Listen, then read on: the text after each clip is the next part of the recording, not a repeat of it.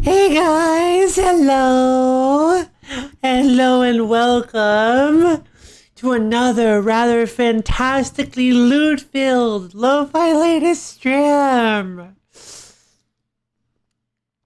I'm so glad that maybe you guys are here. Oh, I'm so sorry I'm late. Hey Melody. I'm so sorry I'm an hour late, or is it an hour and a half? What do I have? What do I have Sundays scheduled for? I'm not used to streaming Sundays yet. Yep, hour and a half late. Great. Oh my goodness. Slept. I overnapped. Oh, come on now. What? You were connected via USB. Quit it. Yay! Good job, JJ. Yeah, I overnapped and still don't have my still trying to figure out my whole music curation thing. Trying to get used to using trying to figure out exactly what would be good music. Look cool. Ah, perfect. Did it work? Did it work? Do I look am I cool? Do the kids think I'm cool now?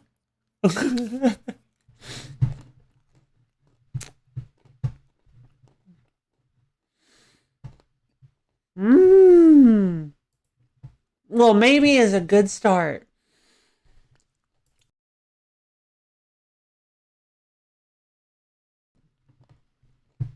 Doing other stuff. What the? JJ, that's not glitch. That's like a creepy pasta. That's cursed.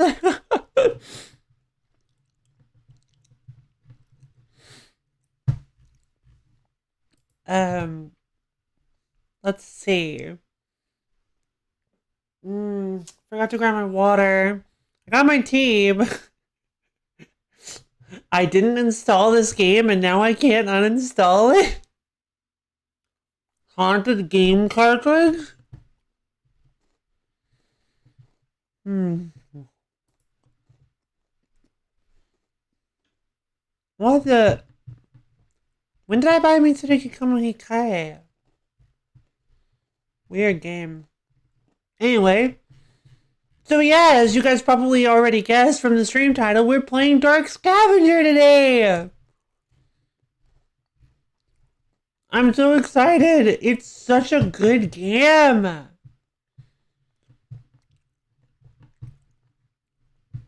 Like, such a good game. It's so cool! One of the coolest games I've ever played. Like, in terms of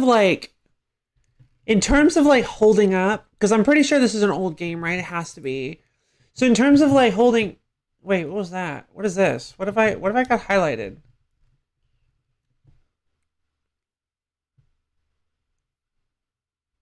Wait, profile window. Okay, weird. Me too. Like I couldn't not do it, right? Like I was. Oh wait.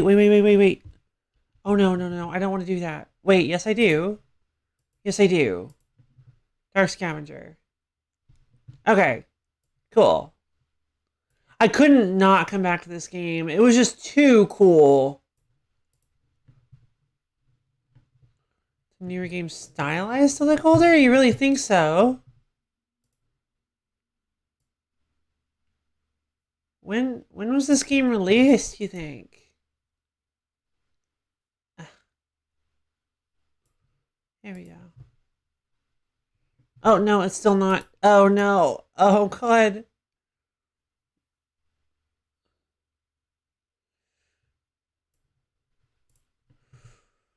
No, it's fine. Sorry, my on Steam 2014. Really?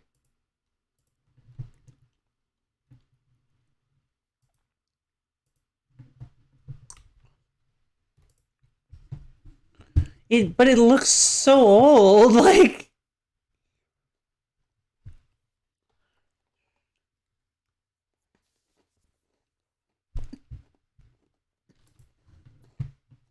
At least a few, yeah.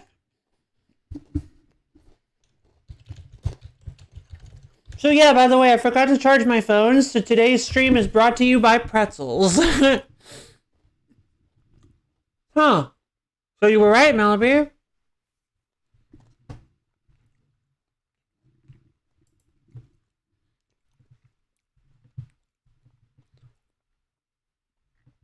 Yeah. PC and Steam 2012. What the heck?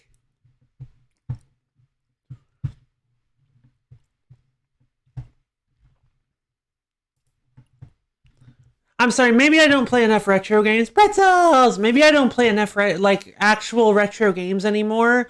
But if you told me this was like a classic game from like the 80s or 90s, I'd believe you. Like straight up I would believe you. I'd be like, "Yeah, I believe it. I've just never heard I've never heard of it." Yeah, I believe that too. Don't know if you guys can tell, but I live under a bit of a rock in generally every aspect. 90s, yeah.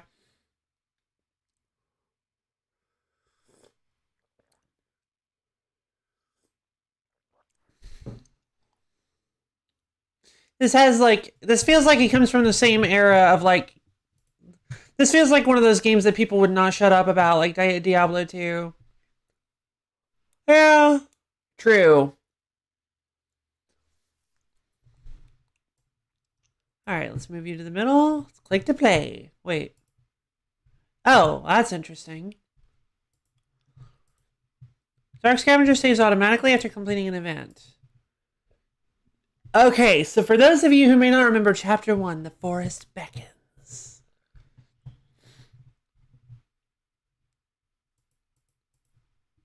Hmm.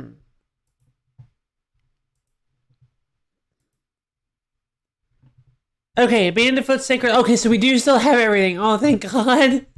I was panicking for just, inwardly panicking just a little bit for a split second. Yeah, yeah, that's exactly how it feels.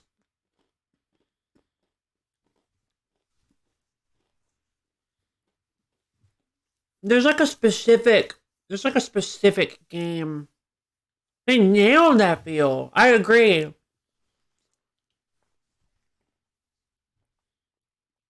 Like I cannot believe how well they nailed everything. Like artistically, like in for making this game feel like it came from the 90s, for like that it was an old school like choose your own adventure kind of point and click, like Space Quest. This game just like screams Space Quest to me. Not necessarily like thematically, just something about it. I just feel like obviously it looks newer than Space Quest. Space Quest looks ancient, but Gazer. Okay, so their name is Gazer. Yeah, I couldn't remember exactly, and I didn't get around to looking at the VOD like I wanted to because I overslept. But yeah. So last time on Lo-Fi Lady stream, we fought what is presumably an ancient dark god. Got hit by got beat to death with meteors and like thrown into a black hole, and then we woke up on a scavenger ship in the presence of a bunch of weirdos. Or a bunch of lovable weirdos and Falsen.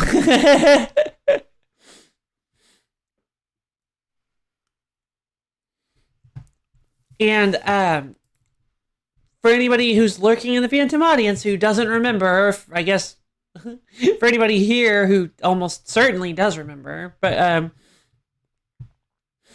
how this game works is that you go through events and make decisions to acquire items that you then turn into, or acquire like loot that you then turn into one of three categories: weapons, items, or allies.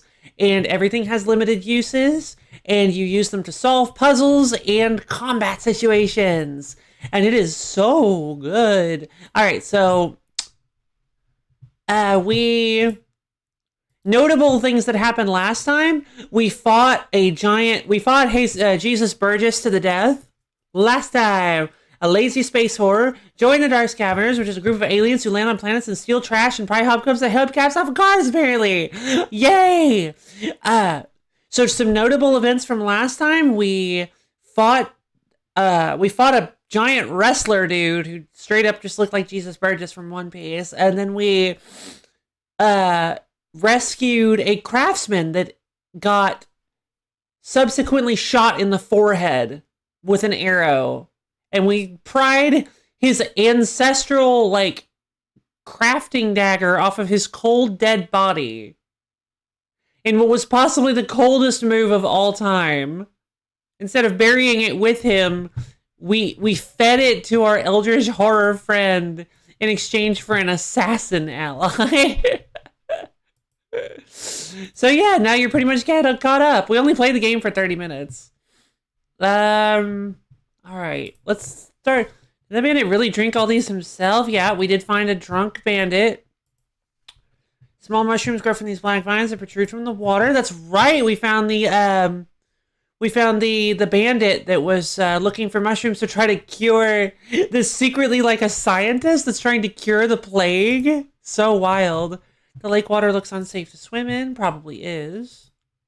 A large cage is camouflaged within the trees. There's enough room for several wild animals. Or people. Let's see. Oh, I've got the desktop. Not that it really matters much, because really all that you can hear is like ambient sea noises. The artist Marita lies dead in his cage. Yep, that's there it is. The Dafun villager broke right through this giant cage. The Dafun villager was the guy that we fought. Shoddy statue. A rusted statue of a bandit stands proudly in the middle of the forest. A small plaque on its base reads Samokaj. Why does that sound familiar? Look closer. A thin javelin is lodged deep within the statue's heart. Strange Digimon. Digital monsters, Digimon are the champions! Strange electric energy circulates through its shaft, amplified by the statue's iron interior. Although the weapon is slightly loose, it would be unsafe to touch it with your hands. Pull it out with your hands, knock it out of place with a non-metal or projectile weapon. Use which weapon? I kind of wanted to have the zombie do it. Mega Mace? I mean, the Mega Mace is gonna be, like... I feel like it's impossible for us to hit with it, right? It has a high miss rate. Let's just use the Mega Mace. Yay! Use the Mega Mace to safely remove the javelin from the statue. Poof! Just like, whoosh, whoosh, whoosh, whoosh, whoosh, poof. After the javelin is dislodged from the statue, its electric current mysteriously settles down. Examining the weapon closely, you notice the word judo carved into the side. Whoa! Electric javelin. The mysterious current in the javelin channels it with wild electrical energy. Mass grave. This pit is full of charred bodies. What did the villagers do to deserve this? Aww.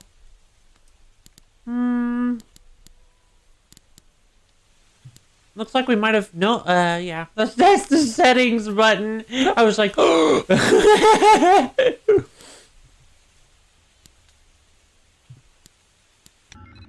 Alright, so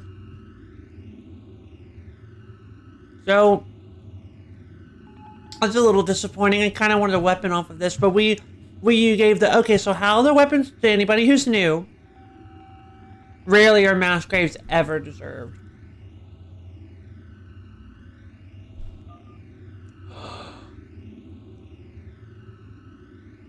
Oh, that's right!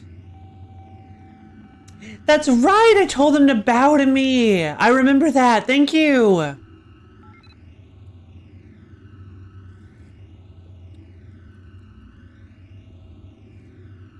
Yeah, it was literally the first thing that happened when we hopped off onto this dusty planet. trick. This is strong. Yeah, basically, I just picked the dialogue options that had the least chance of working, and they worked anyway. Yeah. Has Gazer been like actually gendered? Like I can't. Like I just kind of assumed with our boy. Yeah. Gazer is both our boy and best girl. That is just the power of Gazer. But yeah, so to anybody who doesn't recall, your how the loot system works is that you can have each one of these 3 bozos transform your loot into a specific item. Kamaho makes weapons, Falsen makes items, and Gazer summons allies. You can only do once each. Each one once, though. Boy. You know what? That's probably right. Yeah, it should be. Okay, if it wasn't before, it is now. Boiz spelled with an I is gender neutral.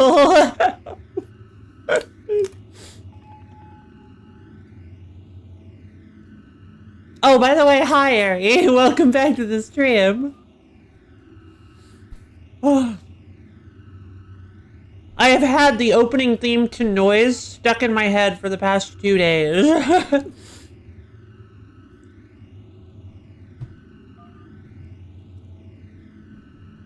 So, you can only do each one wait, what? I shouldn't be allowed to do these guys. Wait. Oh! Oh, yeah, that's right. Well, I mean, that's true. But she also calls herself Dad, so, like... I figured she was just really confident in her, like, gender identity. Let's see, Kamaho, there's quite a bit of electricity in this small weapon. I can make something from it, but its effects will be unpredictable. Oh, no thanks. Falsons rubs a balloon against his head and then asks you to touch him. Foolishly you do. Zap! Yeah. So this guy is a heck of a goblin. Like, he looks like a used car salesman. Like, he just looks so untrustworthy. Gazer. And this is Gazer. Gazer is best girl. Gazer is just the best. Gazer extends... Oh, his! Okay, yeah. So, him. Gazer extends his arm upwards as if to smite you down with a mighty bolt from the sky. Okay, so we can either go with, he looks like a destroyed car salesman. That's no joke. Yeah, he looks like a scam artist. So I feel like we really should... Gazer can still be best girl, of course.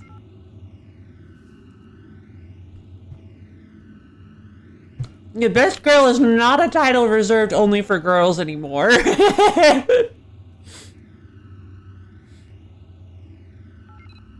Speedwagon the best girl, exactly. I kind of want to go Falsen, like, because I feel like we should. I don't understand why it's letting me do these other ones. Bolt barrier. A small metal device that produces an electric barrier when activated. Perfect, we need gender neutral Gazer, so yeah, this all works. Same, actually. A tiny Kimasa beast is trapped in a net up ahead. As you draw near, it stares at you with its sad eyes. Let it out. Oh, hi. As you lean down to free it, it activates its Kimasa powers of mitosis, splitting itself in half. The Kimasa crawls out through a hole in the net. Wait a minute. A second one suddenly leaps on you from behind. Clever girl. Oh, the Kimasa darts through your legs and jumps into your back from behind, gnawing and slashing with teeth and claws. You take 6 damage. The Kimasa runs up your body and bites into your face. You take 5 damage. Aww. I'm kind of sad now. Make your next attack affect all opponents. The crappy lightweight DAS assassin who was called out of retirement to help you out. Deals damage to you if he kills an opponent. He does a lot of damage. I don't know these guys' health totals.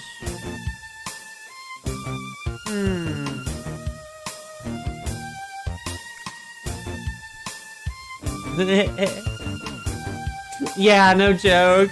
Every other choice is wrong.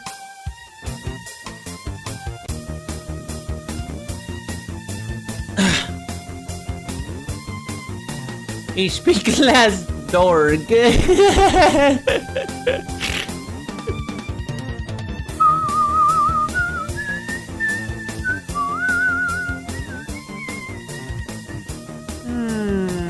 Well, we could go.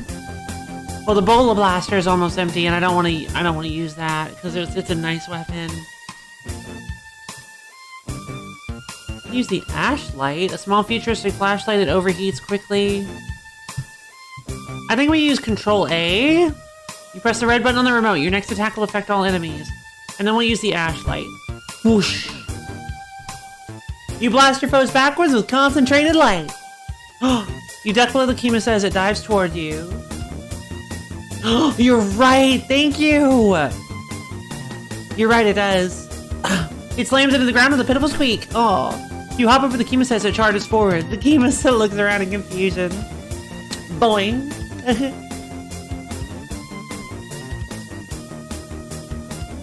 Yeah, stun enemies that have exactly 2 legs. Thank you. I don't know. You could probably consider those arms, right? Those are arms. I'm sure it'll work anyway. We've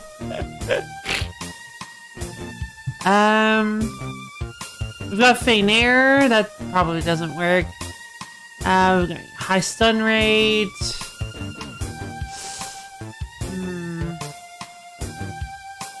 Let's use the flintlock pistol. A heavy bullet blasts Kimasa B backwards. Kimasa pounces on top of you, tearing you apart with his cutie little claws. Kimasa pounces on top of you, tearing you apart with his cute little claws. Aww. I feel like I don't have enough to deal with this. Bolt barrier. A small metal device that produces an electric barrier when activated. Reflects all enemy melee attacks up 30 damage for 1 turn. Bolt barrier. Kimasa A was foolish to attack you. Kimasa A is zapped by your bolt barrier. Oh, you're right, I can use that. Kimasa B didn't see the electricity flowing within you, and now it's too late. You skin one of the Kimasas and collect its pelt. Ugh, it stinks. What has it been eating? Pretty pelt. Aww. Cool. Examine cattle pen. Surely the skeleton would be killed by anti-living effects because bones are organic matter. Exactly. What is this, D&D? Oh, that's what you meant for the bowl blaster. Yeah, it's like I'm trying to justify to the DM. Yeah. These fences could house quite a few animals. Torn nets. These nets are probably used to capture animals. Towers! Destroyed watchtower. Walking into the hollow watchtower, you shield your eyes as murky sunlight rains down on you from the open roof above. Suddenly, there's a blade at your neck! Oh. Who are you?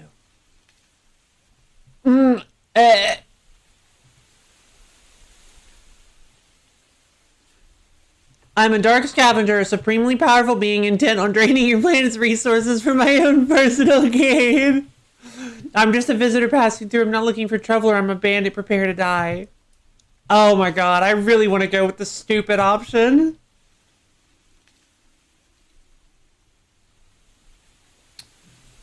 I mean, so far they've all kind of worked. Bandit. No! It's about to have it make sense, and if it doesn't, you negate it. That's great. I'm just a visitor passing through. I'm not looking for trouble. Forgive me, I did not mean you any harm. I just wanted to be safe. My name's Maver from the Das clan. Das! A group of us came here to seek revenge on the bandits, but we failed miserably. Maver lowers his bow and motions towards a massive gash in his leg. I'm the only survivor, and I've been hiding out here ever since. You wouldn't happen to have anything I could use as a crutch, would you, stranger? I should make my escape soon. Give him the bandit foot. That is an interesting alternative. I may be able to stitch this on for now. Good. Please take this horn in exchange. If you blow into it, any nearby das will come to your aid. Although I must leave for now, I swear these bandits haven't seen the last of us. Be safe on your journey, my friend. Using the bandit foot for support, Maver hobbles away. The traditional horn of the Das clan, used to rally its members. Yay! Yeah, exactly. That's what I was thinking. Can't wait for him to immediately die. Can't wait for them. Yeah, can't wait for him to die in the most anticlimactic possible way. Deserted stables. These bandit stables are currently not in use. The smell of manure and must invades your nostrils as you trek through its dreary halls. Explore some more, obviously. Oh, come on. Akima says, carefully munching on an open bag of feed. As you approach, it looks up at you and growls. It's the friend who dies in the first episode. Yeah, we already had that one, though. Marita already fulfilled that role. A moldy foot. Wow. Yeah, I know. I feel so...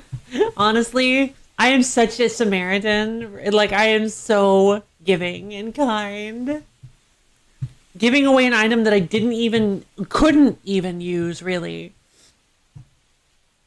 So use a scary-looking ally to drive it away. Akima says, cheerfully munching on an open bag of feed. As you approach, it looks up at you and growls. Scary-looking ally. Use which ally? I kind of feel like Gazer would be the best, but...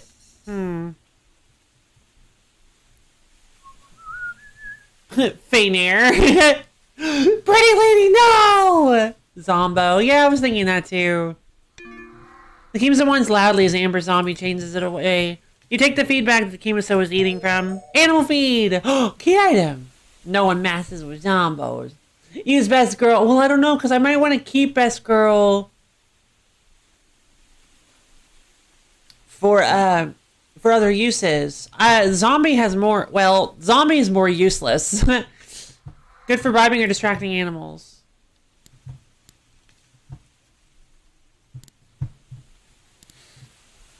Well, I say that. That actually might have been a mistake, huh? Yeah, it was a sacrifice. That actually might have been a mistake. Oh, okay. Bye, JJ. Don't worry about it. Have fun with... Like, you don't have to stay. Yeah. Have fun with Tesla Jellymon. I'm so glad you were able to get her. Good luck with your day.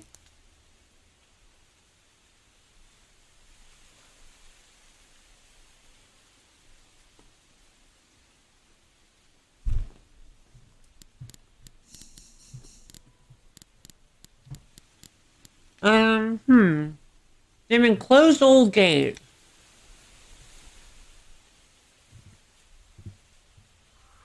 Also, yeah, if you're still here, if you haven't left yet, JJ, don't apologize.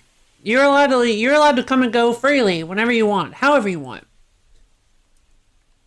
You can even start lurking in the Phantom audience, like, with no words whatsoever, and I will not be bothered. You guys being comfortable is what matters to me. Comfortable and happy. Because I want you guys to have a good time.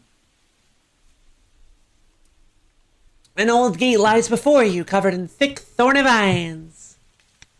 There's a small hole at the base of it. Perhaps if you crawled through it, you would be able to open it from the other side. Get a small or thin ally to crawl through the hole.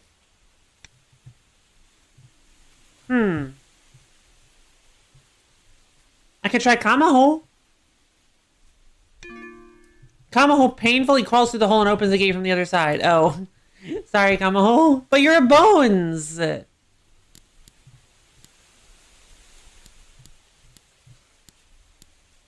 Examine broken wall. A broken stone barricade extends outwards from the side of the cliff. It's unclear whether this wall was built. You're probably right. A broken stone barricade extends outwards from the side of the cliff. It's unclear whether this wall was built to keep the Vindel bandits in or everyone else out. No, I was like, maybe that's... Alright, let's head this way. Bones can still hurt. True. Alright, we've got the pretty pelt and the das horn. Yep. A beautiful Kimisa pelt would be worth a lot to the right buyer. The traditional horn of the Das clan used to rally its members. So, come on. This fur of this pelt is strong enough to set off anybody's allergies? If I weren't a skeleton, I would be swelling up right now. Falson blushes as he cradles you in his arms. You are so uncomfortable right now. What? I don't understand the connection at all. Gazer. Gazer holds an invisible leash and begins to walk around. So I guess we get a dog. The dog might be nice. The allergy gun could be Doog. I'm tempted to get Doog. Doog. But what's the Das horn do? This horn emits a lovely sound. Perhaps I can mold a weapon with its sonic capabilities. Falson suddenly yells loudly. You have lost your train of thought. It's probably a stun item then. Gazer blows through the horn. A Das clan member comes rushing forward. You have no idea how he got on the ship. Yeah, allergy gun is pretty mean.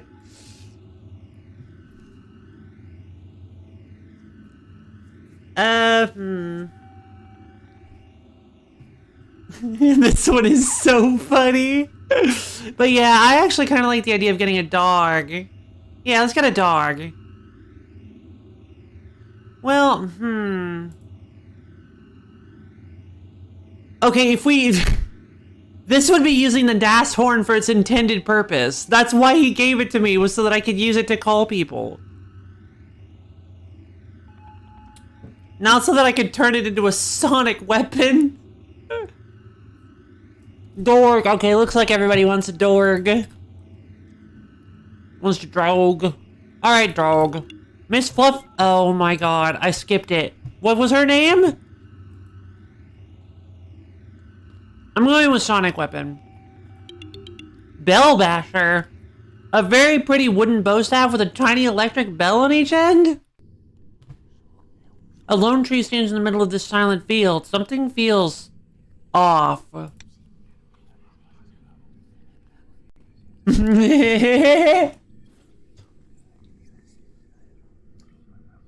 I think we're already on our way. Guys. You walk into a field. There's a tree here, as well as 1,000 dead bodies. It's seemingly exploded from the inside out. Decapitations, eviscerations, horrible mutilations.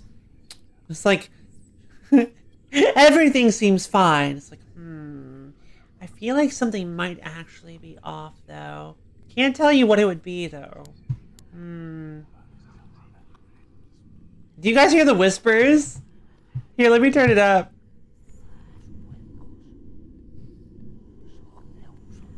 This is actually roll for perception. 1. I did. I just rolled a nat 1 on perception.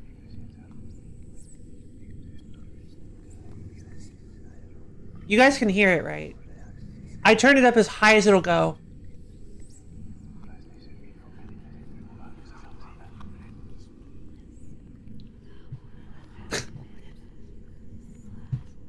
That's so creepy. Alright, so... let's see... We got Miss Fluffums. A small, fussy Kimisa who demands attention. High stun rate, damage 5 to 8. That's pretty great, honestly.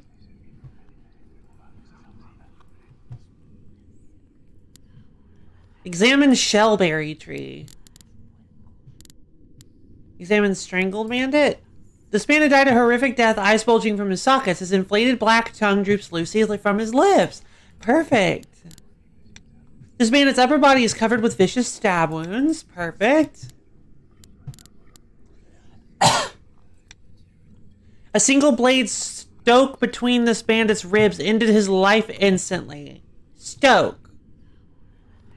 I don't think that's the proper past tense for that verb, but that's fine. I'll take it.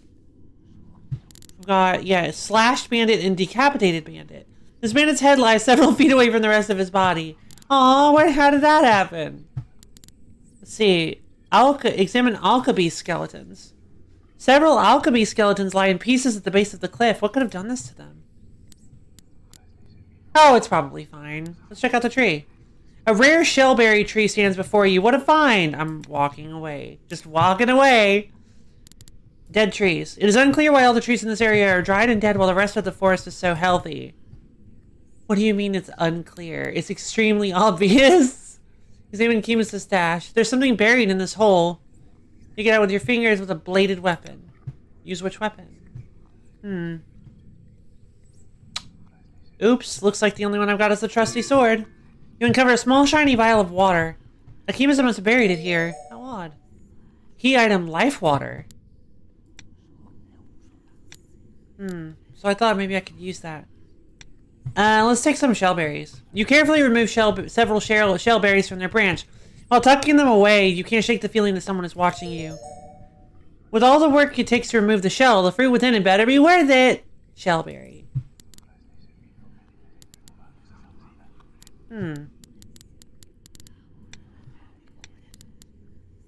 Cool, let's leave. I'm sure that definitely won't come back to haunt us. That decision will definitely not come back to haunt us.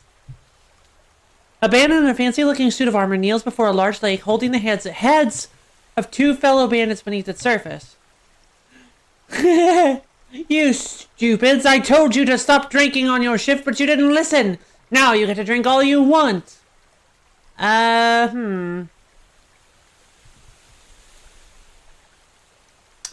I mean, he told him to stop drinking on his shift. Let's hide in the bush. Doc Scavenger, I see you hiding there. Come out here so I can get a better look at you. Literally no change. Literally no... There was literally no point to that decision. Cautiously, you approach the odd-looking bandit. His yellow eyes meticulously study your shape. Oh...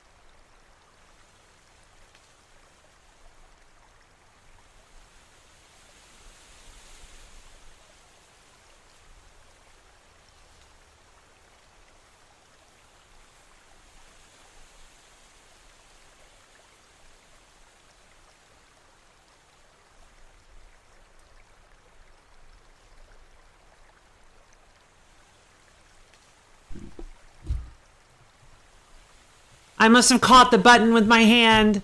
Ah! Oh, please don't. How long have you... Oh no, how much have you guys missed? Ah! I was so caught up in the glorious, rich story, probably 2 minutes. No! It's like 2 minutes of glorious audio that you guys are never gonna get back. Ah.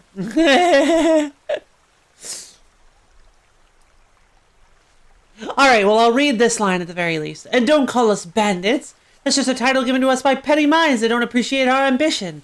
We're more like a fetus gathering nutrients before spawning into a glorious dynasty. So...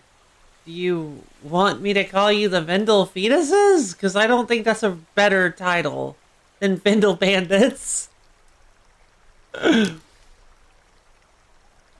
Start of this encounter. Okay, so let's see.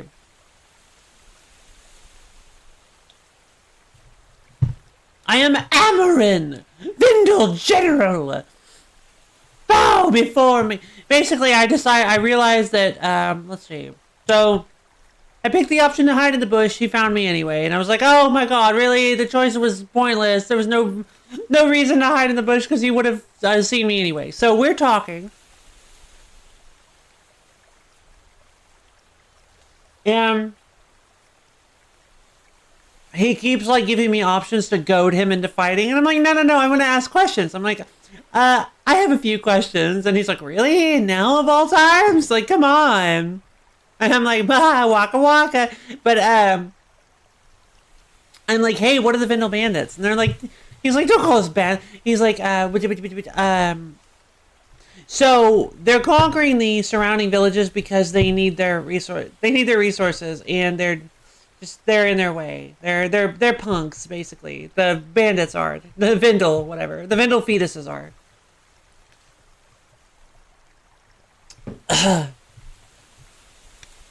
Actually, never mind. Don't refer to us as a fetus! Ah, man, I was so close. We were this close. Like...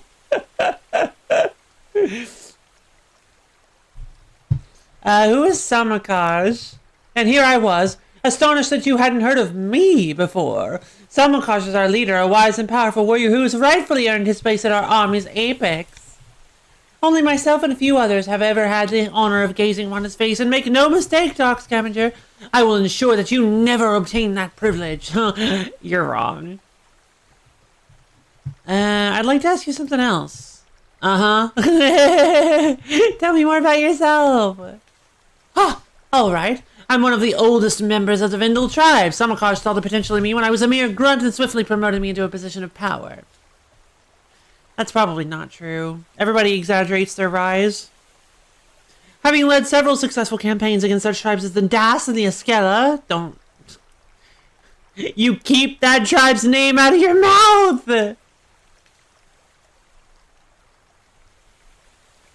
Perhaps you've heard of them. My name has become synonymous with destruction. I have heard of them. I watched one die in my arms. Or near my arms? Next to my arm. My name has become synonymous with destruction. When the Vindel have outgrown this forest, we'll move on to conquer foreign lands. Maybe even your home someday, Dark Scavenger. I don't know where my home is. But one thing at a time. Any more questions for me? Ah, see, he's leaning into it. He's getting comfortable with it. I'm done asking questions. Well then. Actually, I have a few questions. Never mind, I'm done asking questions. If you know my strength, perhaps you should back down. And miss my chance to see Dark Scavenger in action? I think not. And as Amarin pulls the bandits' heads from the water, both of them fall limply to the ground. He held them under for far too long. Amarin's face goes pale. Stalling me was a pretty clever trick, Dark Scavenger. Not that I needed them to defeat you, of course. Oh my god. Would I have had to fight both him and bandits if I hadn't have kept him talking for so long? Oh, that's so cool. Amarin steps away from you, trembling as his hand descends towards the sword at his waist? Wait. What? Sure. It has been a while since Wait, so is this guy a fraud?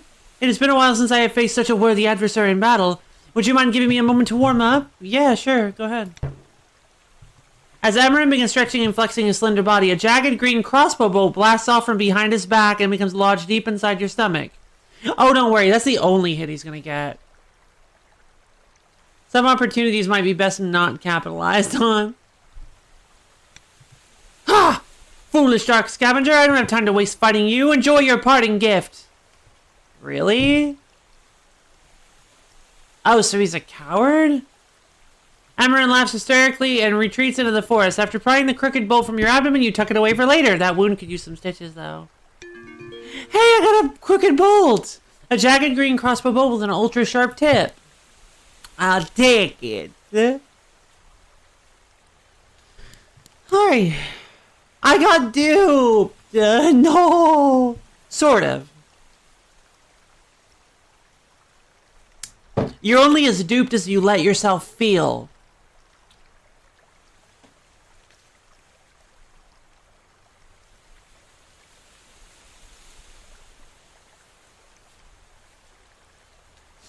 I don't know. I thought he could be talk and substance. I thought maybe this guy who likes to talk flamboyantly actually could back it up with meat. Scattered bottles.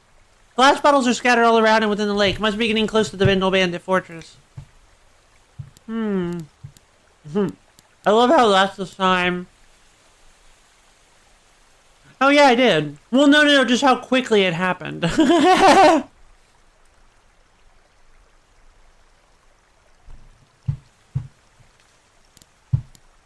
Let's see. Extinguished campfire. This burnt out campfire is surrounded by empty bottles, scraps of armor, and animal bones. Must have been quite the party.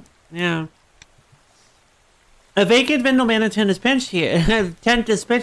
The floor is littered with scattered bedding and empty bottles. Look around some more. You discover a small locked box beneath a pile of folded blankets. A strange green seal closes it off to anyone not of the Vendel persuasion. Do it anyway. Oh, I don't have any Vendel Bandit allies. Blunt weapon. We'll go with the Mega Mace because it honestly doesn't seem like a very good weapon. Your Mega Mace smashes the box open, revealing valuable accessories card from Alkabee's teeth. It seems like a bad idea to wear a necklace made of sharp teeth around your neck. Nah, it's fine. Tooth necklace. Oh, hey. Tree burrow. There's a small burrow in the side of this tree. Look inside. A batch of budberries resides within. Whoa! Hi! Hello! Hello, baby! Hi! You're so pretty! A territorial peasant suddenly swoops down. If you want those berries, you're going to have some competition. Feed the peasant a small weapon or item.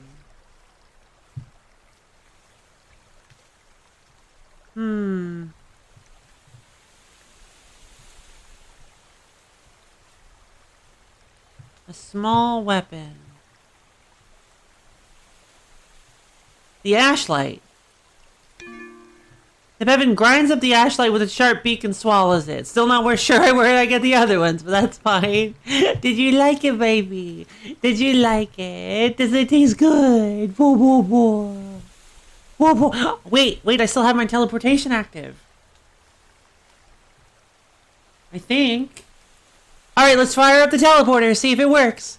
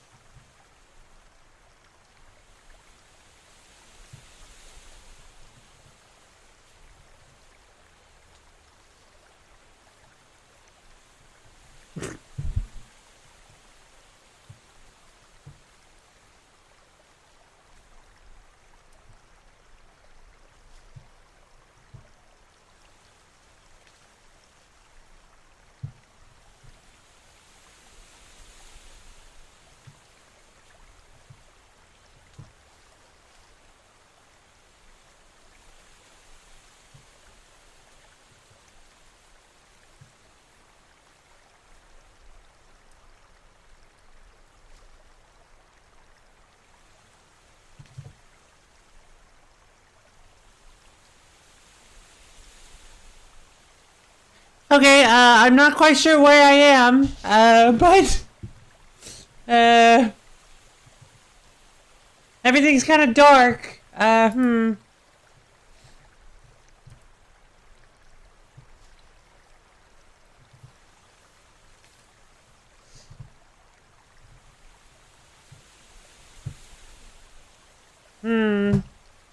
Help.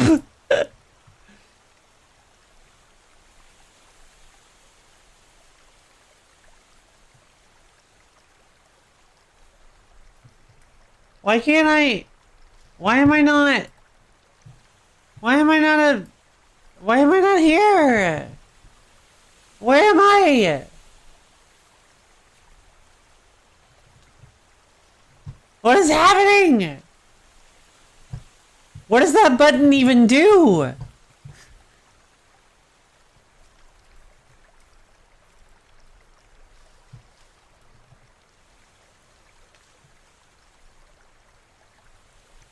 It shouldn't have been that powerful! It shouldn't have teleported me to Mars or the Qumran caves. Like, where am I? The disintegration? Well, no, because I can still talk. You guys can still hear me. And one of the defining characterizations of my species is that I need my body in order to speak.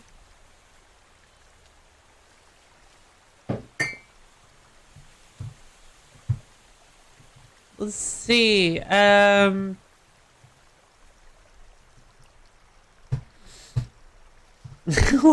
am I?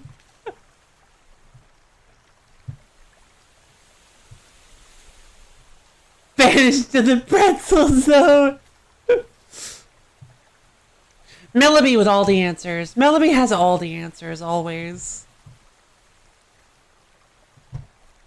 I don't understand. There are like 3 different 8-Power Mirror live streams that I can...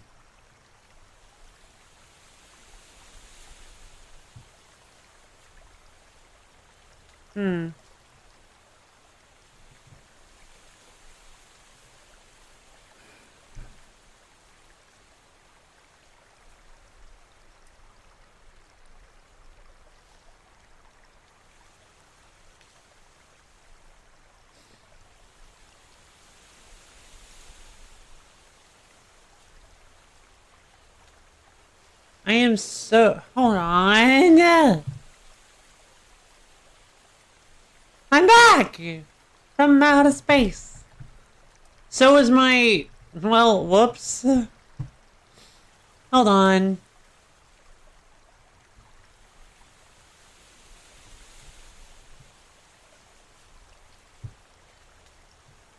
You say, hey! Say hi to my clone. I mean, not my clone. I'm not actually... It's not... Whoop.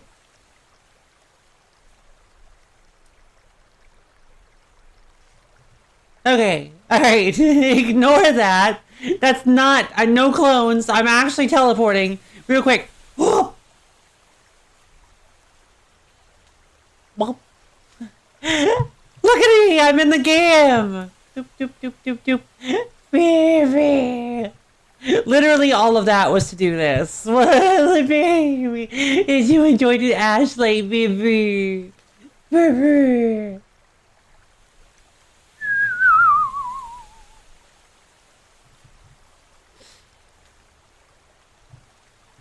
I'm gonna teleport. Fire up the teleporter! I'm back in my room now. Hey again, you guys! I found my body! It definitely just my body, and not also the body of my clone. That doesn't exist. The Peven grinds up the ashlight with its beak. With a sharp beak and swallows it. Satisfied with the meal, the Peven flies away, surrendering the delicious bud berries to you. Bye! Bye, baby! Ripe bud berries! A key item. Hyper ripe bud berries, almost too sweet to eat.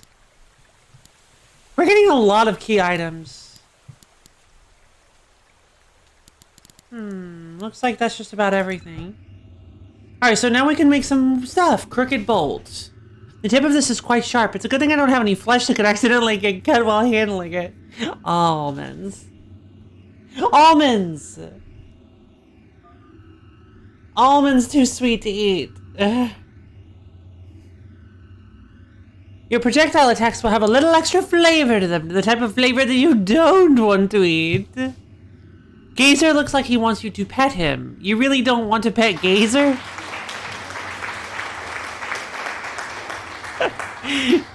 Thank you. I'm here all week. You really don't want to pet Gazer? Well, that's just like a categorical lie. Like, That's just wrong. What?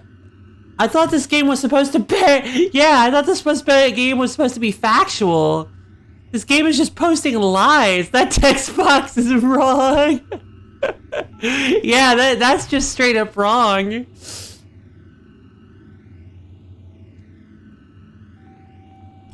Wow. Gazer looks like he wants you to pet him. Yeah. I'm absolutely petting Gazer. Crooked bolt into Gazer. Wait, what does the tooth necklace do? With the weapon I'm going to make you, you could start your own line of tooth necklaces. What does that mean? Come on. Falson gives you a toothy grin. That's never a good sign. He's always giving me a toothy grin. But teeth removal magnet. Oh my god. Gazer stares at you and then decides to chase you around the room. What's gotten into Gazer? Oh, they're both so perfect. Interacting with Falson is always a bad time, really is.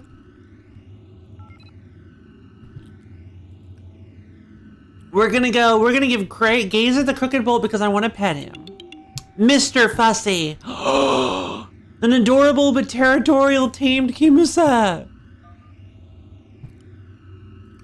Tooth necklace to Kamaho. Dentist drill. A long metal bow staff with a spinning drill on one end. You're not sure how to turn it off. Perfect. I can't check my items. The entrance to the Vendel Fortress stands before you. Unfortunately, that guard out front doesn't look particularly accommodating. Oh, hi. I honestly was really thinking that the north would take me to the Vendel Fortress. Not quite sure why. Cat lady. True. I'm just acquiring cats. An adorable but territorial tamed Kimusa will not attack person opponents? Really? Huh. What a weird concept. The dentist drill does extra damage to opponents that have their mouths wide open. Oh god, what a weird game. I love this.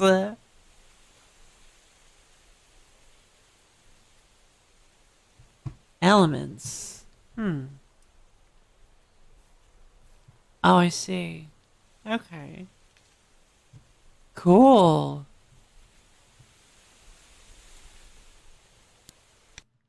We're leaving. Let's go up here. A group of bandits spot you from a stone fort above and begin shooting you with their crossbows. Use a large weapon as a shield. Perfect. Use which weapon? The mega mace. You hold the mega mace in front of you, protecting yourself from enemy crossbow bolts as you dive behind cover. Sneaking forward through the shabby underbrush, you approach the bandit fort. However, the bandits are alert. It would be dangerous to attack them head on. Use a speedy ally to distract the bandits. Sorry. Use which ally? I want to say creeper. Amber zombie. Oh god, reminds me of Grim Dawn.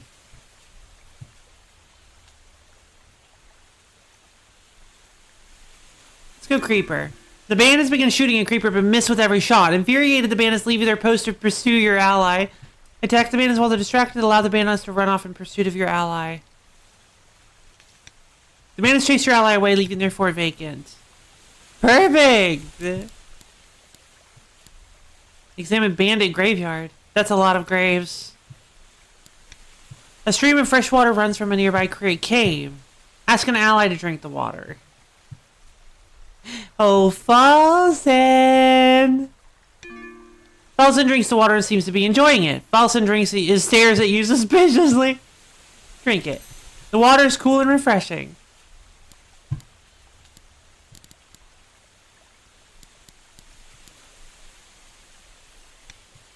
A toppled caravan. Well, that was a waste of a Falson, but who cares? It's Falson. He wasn't going to give me anything good anyway. Okay, so I need to go get some more tea and some water. Probably, you know what? I'm going to go for a little streamer room break. Let's just do a BRB.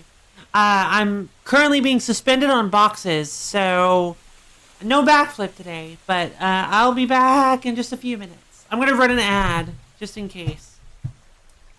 Just in case. Just cause. Just cause I wanna.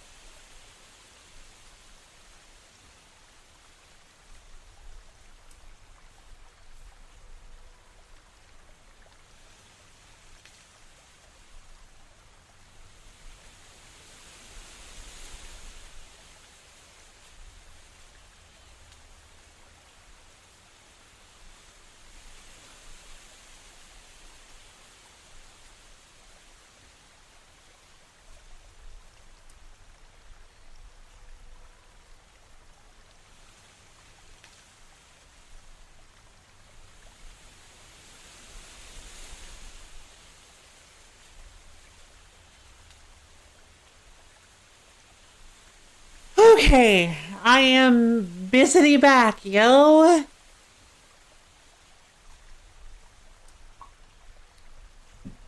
Ugh. So, you know what? It's a little bit off topic, but I actually have a question for Ari. Just real quick about noise. If Ari is still here, I have a noise question. Is it possible, or recommended, I should say, is it recommended to play Noise Star Limit before you play before you finish the story of Noise? Or is it just rife with spoilers? Because I feel like it's probably rife with spoilers, right? Like, there's probably so many Noise spoilers in Starlivet. A toppled caravan lies on the side of the road. It's riddled with crossbow bolts. You hear a faint cry for help from within. Check it out, obviously. Yay! Second chances! Digging through the debris, you uncover an skeleton lying face up in the mud. Several crossbow bolts appear to be lodged in his leg, and he has made no effort to pull them out. Staring at you wearily, he finally gathers the strength to speak. You're not a bandit. That's a relief. The name's Marnin. Mind lending me a hand? Sure, what can I do for you? As you can see, my leg's seen better days. I'm not sure I'll be able to make it back home on my own. You still have a perfectly functional set of arms. Use them.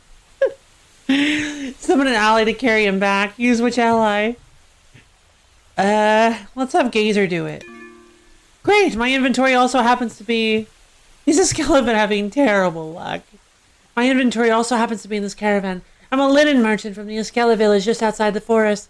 If we could just salvage a few of my wares, I'd be able to stay in business. I'm already giving you a ride back. Find another line of work. Have an ally carry back his supplies. Feinair,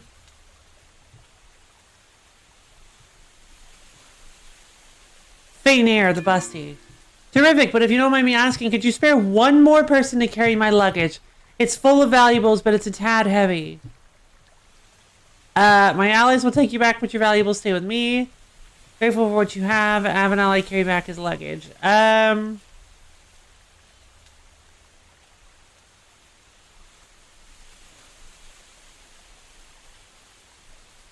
Yeah, why not?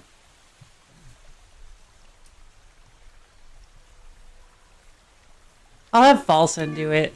Wonderful, let me give you something for your trouble. This blanket was handcrafted by me and will keep you warm on even the coldest day. Thanks again for all your help, stranger. The crippled Iskela is carried away. A large, cozy blanket with an intricate weaving pattern. Someone put a lot of time into this. Perfect. Examine broken ladder. A shoddy shortcut to the sniper fort on the cliff. It doesn't look like the bandits got more than a few uses out of it. Cliff cave. Crystal clear water flows out from this underground cave on the side of the cliff. Rustling bush. A green head peeks out from behind a budberry bush, carefully scanning you with its eyes. The figure decides to emerge.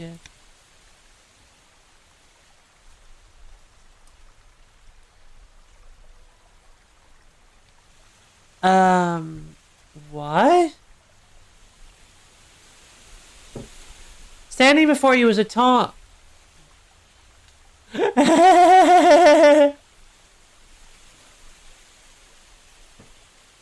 Hi, welcome back from your impromptu errand. I'm glad you could join. Oh!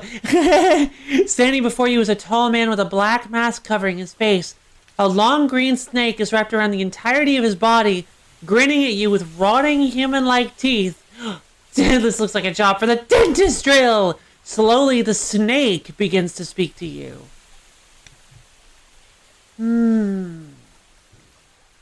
You don't look like bandits. Pardon my rudeness. My name is Bantry.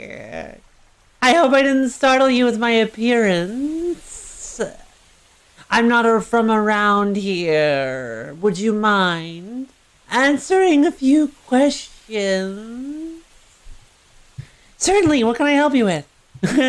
Perhaps you can tell me about the bandits. What was their name again? The Vindel Bandits.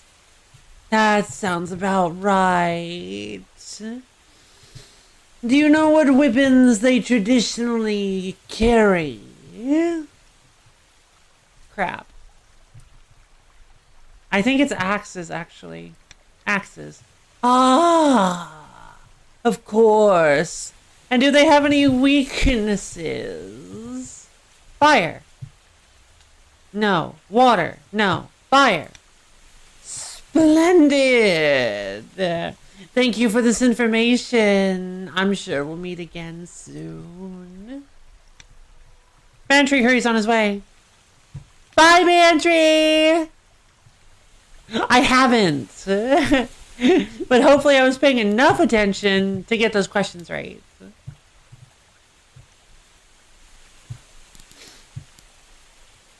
Let's see. An empty fortified building on a cliff with perfect sniper parapets. Fun. Let's see. Let's go into the cliff cave. It's too dark in here. You can't see a thing. Continue exploring. You walk blindly through the cave. You find a dead end. There's nothing in here. Following a source of light, you find your way out. Lame. The warm blanket. A large cozy blanket with an intricate weaving pattern. Someone put a lot of time into this. This blanket is unnaturally warm. I can probably work with that. When you get scared, put your head under the covers. That's what I do. Gazer pats your shoulder compassionately. That's just weird. No, it isn't. Fire weapon. Let's go. Heat focus ray.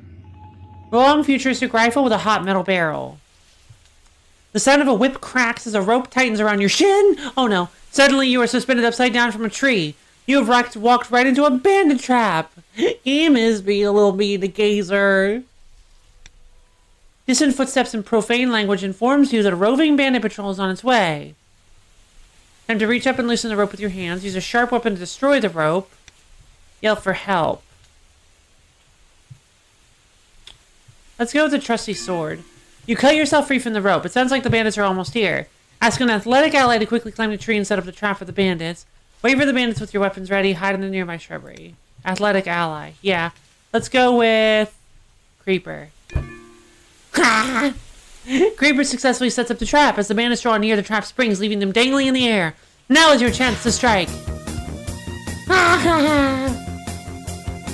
These guys straight up look like One Piece villains. I never noticed. Hey, they have open mouths. Let's use Control A. You press the right button on the remote. Your next attack will affect all enemies, and we'll use a Dentist Drill.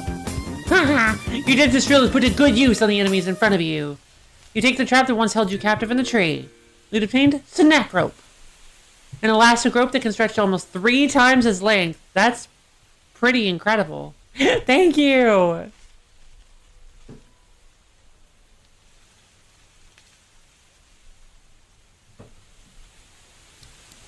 Let's see. Tall trees. Several snare traps hang down from these trees, just waiting for reckless feet to step in them. Like mine! Old sign. The sign reads, to Iskela Village. Due to Vendel bandit efforts, it's unlikely that this message is still true. Examine spike pits. Deep camouflage pits filled with lethal spikes. At least you didn't fall into one of these. The ground suddenly opens up below you. Oh my god. Stick a bladed weapon into the wall to stop your fall. Trusty sword. Sliding your trusty sword into the pit wall, you catch yourself just inches before landing on the spikes below. As you crawl, I honestly should have played the laugh track. I was about to play the laugh track, like, at least you didn't trip one of those.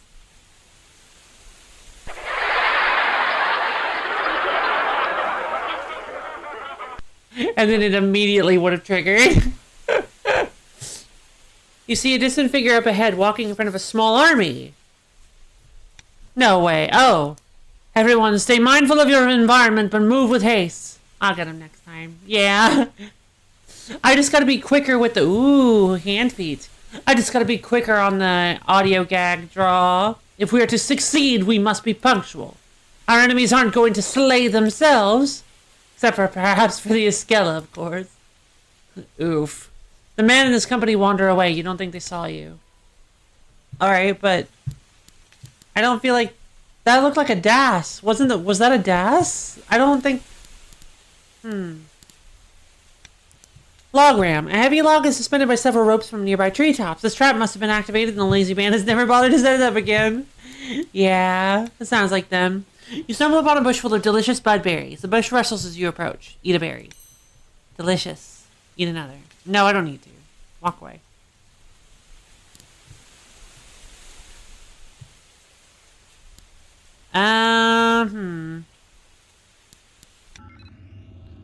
Snap rope. That rope is made from elastic metal. I can make it work on enemies nearly the same way that it worked on you. With my item, no one will ever want to come near you again. Gazer snaps an imaginary whip at you.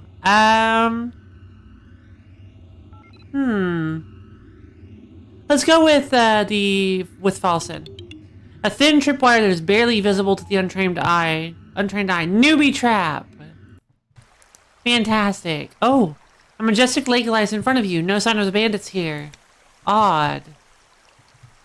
Very odd. I had a feeling that this would take us back here. Alright, so we worked our way around, which is nice. I see, yeah, we worked our way around the lake. I love it. It makes a complete picture. That's so cool.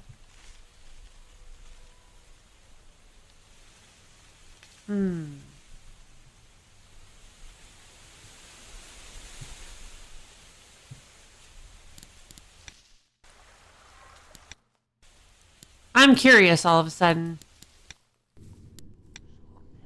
The shell-buried tree stands solemnly in the quiet forest clearing. Guess not.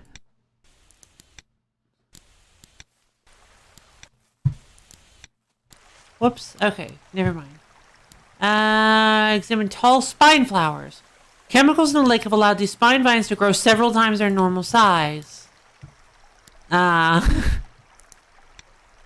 bizarre shrine stands at the edge of the lake. What's it for and who built it? Crystal Lake. Your reflection stares back at you from the shimmering waters. Another brighter set of eyes seems to be looking back at you too, hidden within the depths of the lake. Oh, this is such a good sign. Well, you know that I'm about to die. Not like a generally good sign, just a good sign of something in particular.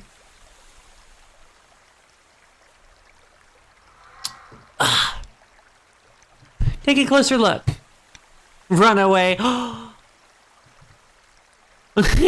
my god.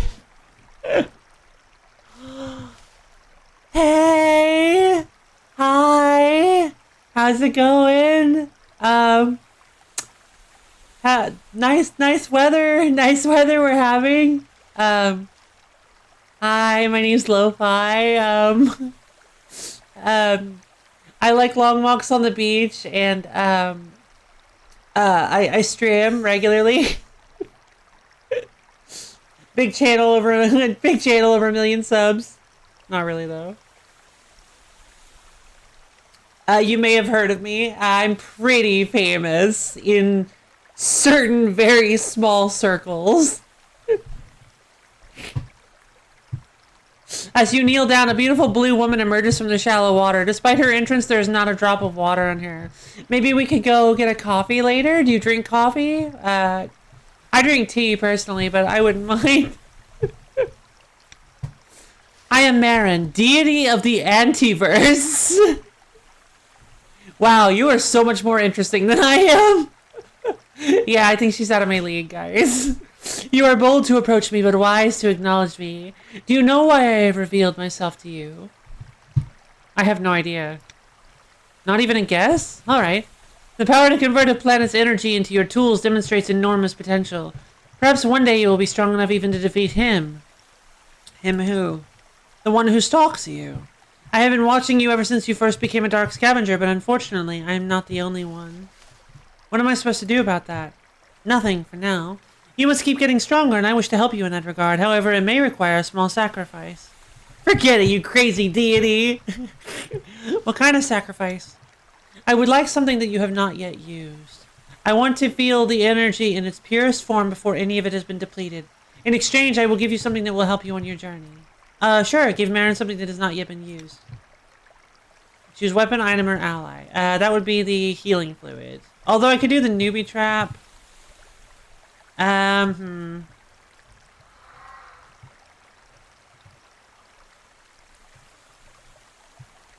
The bell basher actually would be the best choice. A very pretty wooden bow staff with a tiny electric bell on each end. Let's go with the bell basher, because that actually has the most uses with the lowest amount of like, necessity. Thank you, Dark Scavenger. Take this and be safe in your travels. If you wish to speak again, approach a body of water. I will appear if I am around. The eyes of Marin vanish into the lake. Skeleton Chi. What? A mysterious energy given to you by Marin, the deity of the Antiverse. That's quite the sentence. I love it. Scuttled ship. A bandit boat scuttled boat. A bandit boat floats upside down in the water. It is unclear what caused it to flip over. There's a small raft floating alongside of it. It looks like there might be something on top of it. Ask Marin to pull it over to you. The raft floats over to you on its own as if guided by a ghost? That's so cool! Pulling the raft onto the shore, you search it thoroughly for spoils. Nope, nothing on it. You were mistaken. You take the raft! Not what I was expecting. A large wooden raft. It's difficult to carry around, but it can save your life someday. I am acquiring so many key items. I cannot wait for every single one of these to come in handy. Got raft! I cannot wait for none of these to come in handy. Oh, nullberry patch. Deadly nullberries are growing to the side of the lake. You hear some rustling from within the plant. Well, obviously we investigate. Oh my god! It's so cool! A large creature in metal armor stumbles out. Oh, hey, Dark Scavenger! Hey, the creature nods back at you. An awkward silence follows. What were you doing in there? Minding my own business? Maybe you should too. You're far too weak to give a breath. Ah, I'll catch you later, newbie. Creature hustles back into the underbrush. Huh. So was that the guy stalking me?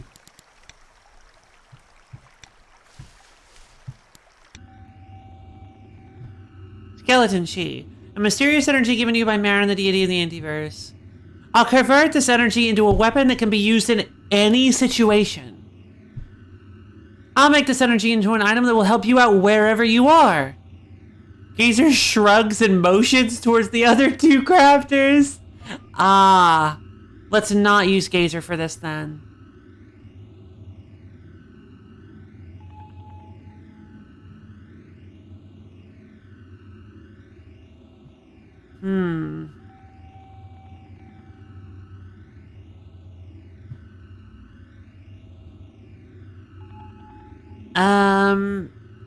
I feel like an all-purpose item would be really nice. Skeleton Chi. The supernatural energy works in any situation. Oh. It's literally just called... What about the wrong use brigade? Oh, I don't know. Maybe I should have. You're right. I probably should have. But I didn't want to waste it. It seems like such a powerful item. Oh, you're probably right. I probably should have.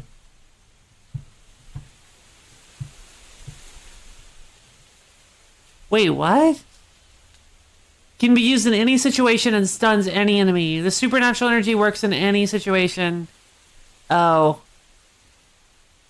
Okay. It's a one-use item. Also, I don't like how this area has, like, footstep sounds.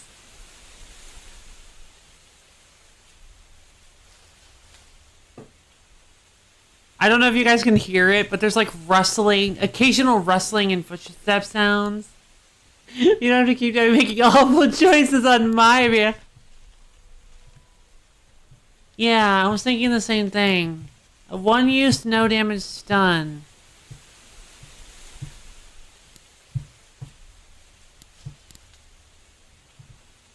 Maybe I should have gone with Gazer then.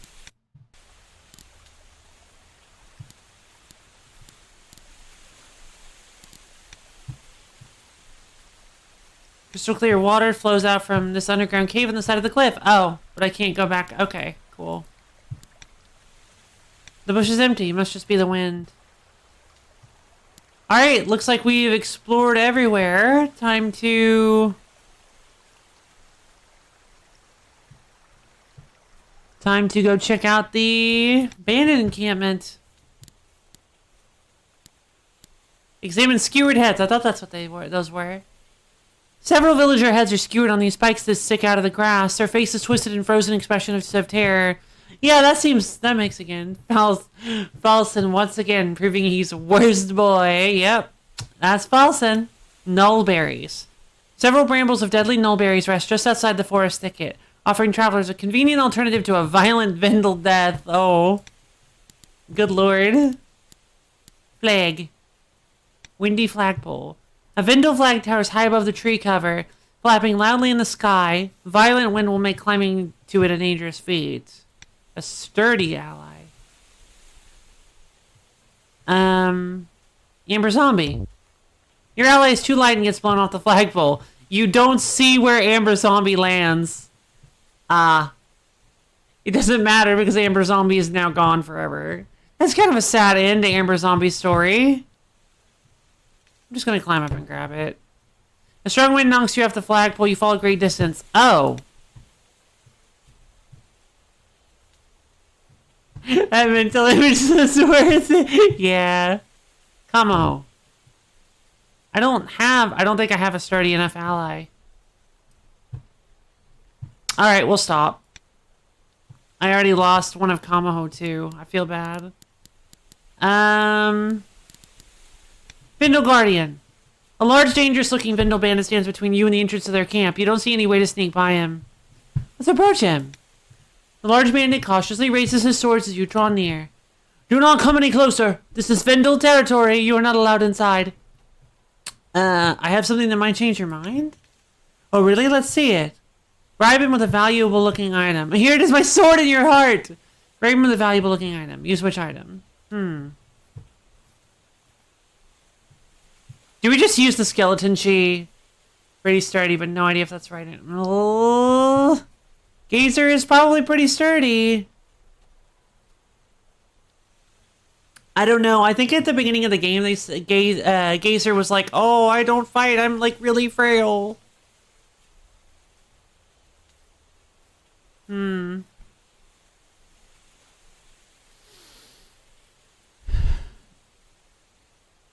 don't know. I suppose the blowing the skeleton chi here would be kind of silly. Gazer's heart is soft, though. Uses on an opponent and then kill them to gain health back. Not fit for battle. Sends an opponent that attempts to strike you. An empty glass bottle with a foreboding skull and crossbones. A thin tripwire that's barely visible to the untrained eye. The supernatural energy works in any situation.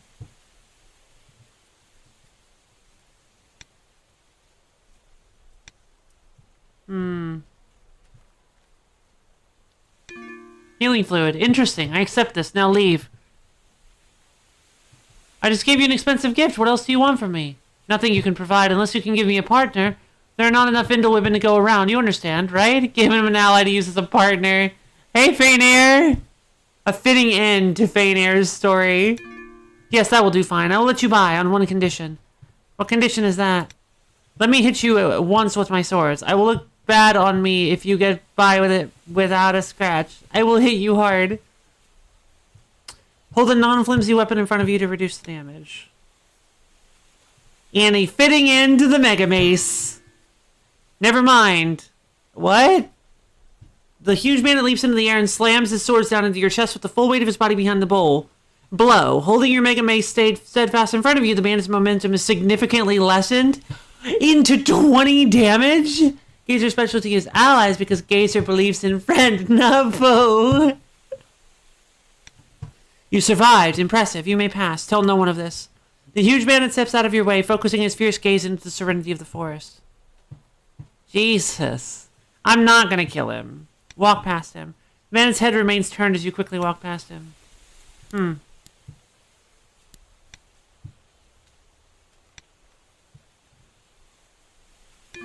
It worked! Unfazed by the vicious air currents, Gazer shimmies up the pole and snags the flag at the top. Sliding back down, your ally hands you the flag. My ally hands us the flag. Vindle flag. This Vindle flag has somehow managed to remain intact despite its exposure to intense winds. Yeah, same. With how much damage, I'm not sure you could kill him. That's what I was thinking. Really? Dude seems pretty OP. Vindle flagged. Gazer spins around in circles. At least he's having a good time. Perhaps I can funnel the intense wind this flag attracts straight into a weapon. Falson blows towards the ground. He is sent flying into the air. Wait, he's sent flying into the air? What the heck? How did he do that?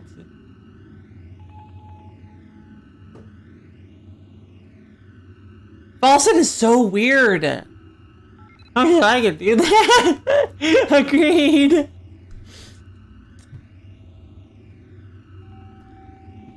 Finally, intense wind this flag attacks straight into a weapon. But I want to know what the heck this means. A warnado.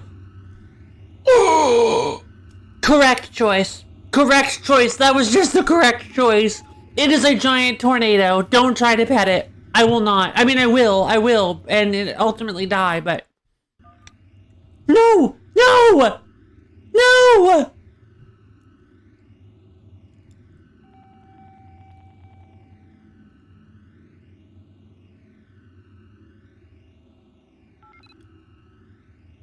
Does anybody have... Wow, new friend! Does anybody have any idea what comment... What he said?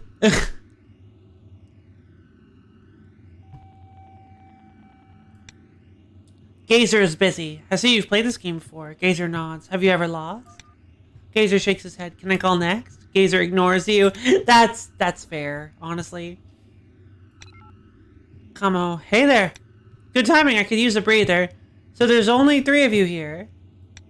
Aside from yourself, yes, at least at the moment. As you might imagine, we go through new members fairly quickly. It's fortunate I've been able to hold on to Falson and Gazer for as long as I have.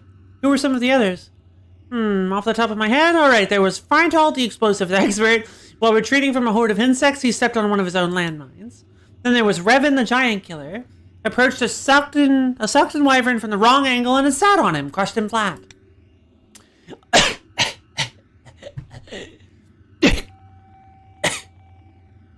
Sorry. Oh, and then there was Leo, the berserker. Nothing dramatic there, though. He ran towards an enemy with his axe and got shot in the face. Yeah, fair enough. This isn't looking so good for you. Truly, Gazer is unbeatable. Well, yeah, obviously. I would suggest we team up against him, but I don't think it would make a difference. Where do you go now? Take care. Ugh. Oh, man, I guess. You missed the clip window? Right, the clip window! I could have clipped it! I didn't think about that. Hi, friend.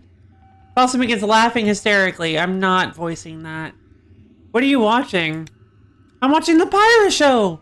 We're so lucky to pick up this channel. It's hilarious! What is it about? It's about a black dragon, a flying fishman, and all their wacky adventures. The flying fishman acts all mean, but inside he's really a sweetheart, while the black dragon is a gentleman who's secretly an evil mastermind. What? When I grow up, I want to be just like them.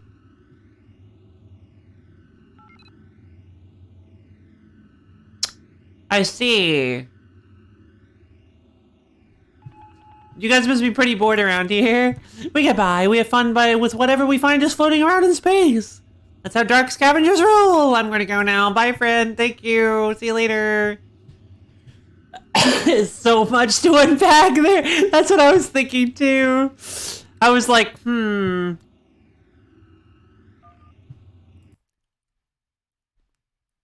Chapter 2, Into the Fortress.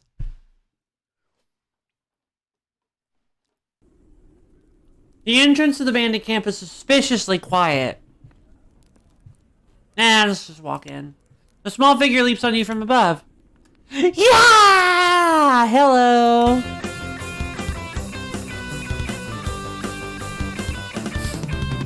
The music. Tiny warrior with a nasty looking javelin. Oh!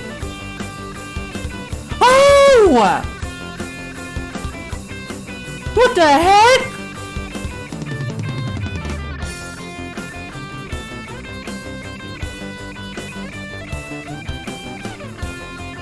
Oh my god, game changer. Total game changer. Never mind, we're just using everything whenever we need to.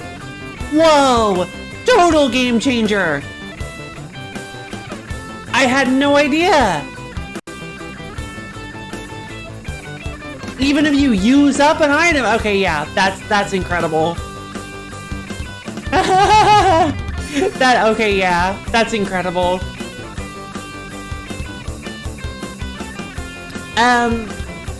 It does kinda... I'm actually not sure if I like that. Like, I mean, it is nice to not have to worry about using everything up, but the consumable nature of everything was making me feel like I kind of... I don't know. I now have a completely different feeling from this game.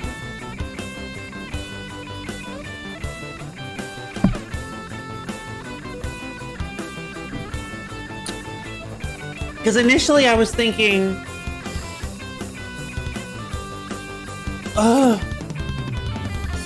Because initially I was thinking basically that we would be cycling through everything. That we would constantly be getting new stuff and losing old stuff. I mean, it's good to have the old... I mean, I'm glad I don't permanently lose old stuff and then I'm constantly increasing my arsenal. And sure, it's on a chapter by chapter basis, so I still have to be careful. Yeah, I mean, I still like it. I still love this game. It's still incredibly cool. Let's see. I don't know what you were weak to. I thought I had a... Oh, right, I can use Kamo to scan him. Polyamorous type of... Wait, what? Polyamorous type attacks might do the trick, however, electric attacks certainly won't. If you want to spend things on the wall. Oh, you're right. That does make sense. You're right, I hadn't thought about that. Unless you were real thorough. True. True. Because that does super punish that does punish significantly the people who don't check literally every nook and cranny. Okay, that's fair. That's fair. I like that then. Because I wasn't thinking, you're right, not everybody has the same playstyle. Heat focus ray. Mirror. The heat focus ray melts Tiny Warrior with its burning red beam. The Tiny Warrior leaps on your shoulders and flips backwards, hurling you face first into the ground. You take 7 damage. How about one more try? Heat focus ray. Snipes Tiny Warrior with constant focused energy. The Tiny Warrior kicks you in the shin hard. You take 5 damage. That's not very good. Let's use... Oh, his mouth is open. I should have used a dentist drill. Nah. You plunged a massive drill straight into Tiny Warrior's shimmering teeth. It would have been so funny if they were just gone. The small figure backs away from you, withdrawing his javelin while clutching his wounds. You are quite strong to stand toe-to-toe with the mighty Juro. Are you a bandit? I am a dark scavenger, collector of matter, and reaper of worlds. Okay, so is this like canonical? Because I feel like dark scavengers aren't that big of a deal. But I always have the option to play myself up as some sort of like god creature. Like, as some sort of like member of like the Illuminati, like space Illuminati. I'm a villager who wandered in by accident. I'm the world's most powerful bandit. No. I'm a dark scavenger. Well, you sound powerful. Maybe I'll let you be my sidekick. I'm the proud savior of the Das clan, and it is my duty to liberate my people from the evil bandits. My self-opinion. Well, you know what? That's good too. Sound of approaching footsteps echo through the hallways.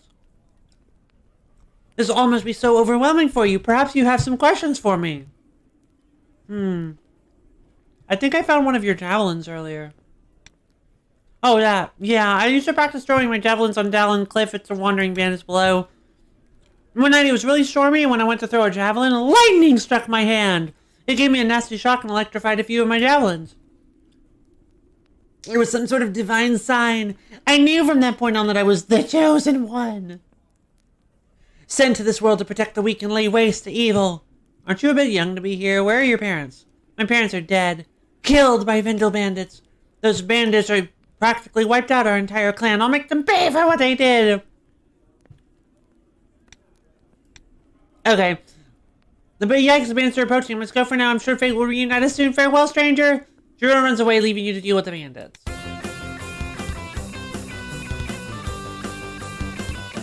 Fine. Control A. Into the dentist drill. Dang! Your dentist drill fills in several fillings at once. Slams an axe to your side, rams you into his whole body weight. The bandit loses his footing and face plants. He decides to lie there for a minute. Yeah, that's fine. You do you, buddy. Just get up whenever you're feeling it. Just don't worry. We'll still be here.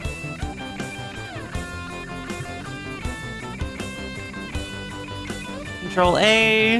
Next attack will affect all enemies. Punch. You perform several rapid kicks into enemy faces. Mace Bandit B shakes off being stunned. You cartwheel to the side of the bandit's mace craters the dirt at your feet. And then we'll use the ashlight. A magnified heat ray roasts Mace Bandit B. So I was right, they are weak to fire. It looks like Jiro left something behind. You have no qualms about taking it. Jiro's charm. A small wooden bracelet blessed by Jiro. It's kind of scratchy. Huh. It's so interesting. I thought this was like a first-person view at first, just because of the way the room looked. Podium. This must be where the bandits give their inspirational plundering speeches. Fun. A giant cauldron filled with strange amber liquid sits in the middle of this room. If you had a container, you might be able to take some of this with you. Use a hollow item that can carry liquid. I mean, it's empty. It's technically empty. Medicine bottle. You collect some liquid in your medicine bottle and then tuck it away. It smells putrid. Amber sample! A container of dehydrated amber liquid. Dehydrated amber liquid. Hey, I can't believe that worked. Collapsed passage. No sense trying to get through here. Weapon rack. Several bandit weapons are lined up against the wall. None of them look particularly valuable. Alright, well if you insist. Vindle torches. These torches glow brightly. Is there really any reason to keep them lit during the day? Well, yeah. Aesthetic. It's all about how things look, baby. When you got like an evil villain bandit lair. Lairs are not supposed to be practical. Lairs are supposed to be fancy. They're supposed to inspire terror in the hearts of your enemies and righteousness and strength in the hearts of your allies. That is the entire point. Thank you.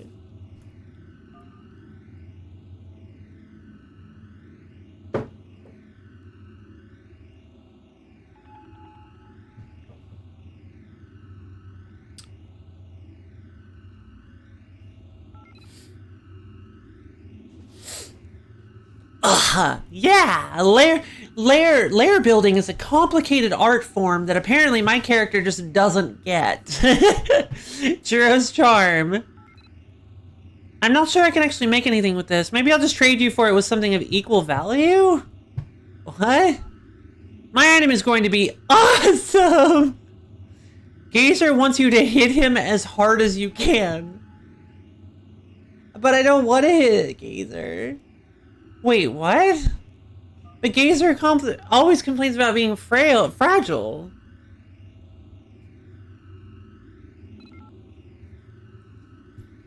I'm tempted. Awesome detector. It kind of looks like a metal detector. Kinda? Amber sample. A container of dehydrated amber liquid. It doesn't look like the sample survived the trip over here. Shame. I would have liked to study it. Regardless, it still has some juice left in it. Gazer cannot speak. Kamaho is the fragile one. Oh! You're right. Because Gazer is canonically sturdy now. Gazer suddenly throws all 4 of his arms away from himself like a big explosion. At least pacifistic. Gazer. Amber Bombi, a fast-moving explosive zombie who was once a resident of a nearby village. Genius. 2 bandits in a strange cloth garb stand around a vat of boiling water, mixing yellow powder into the churning liquid. As the amber dust hits its surface, the water begins to churn and bubble.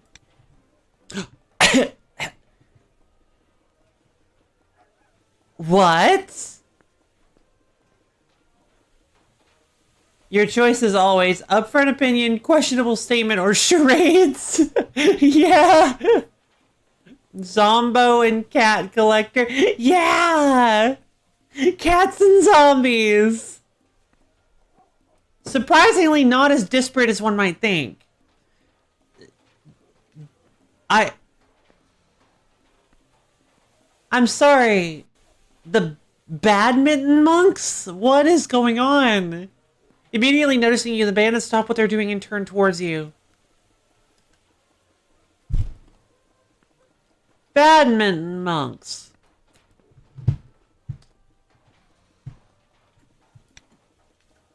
Outsider, what are you doing here?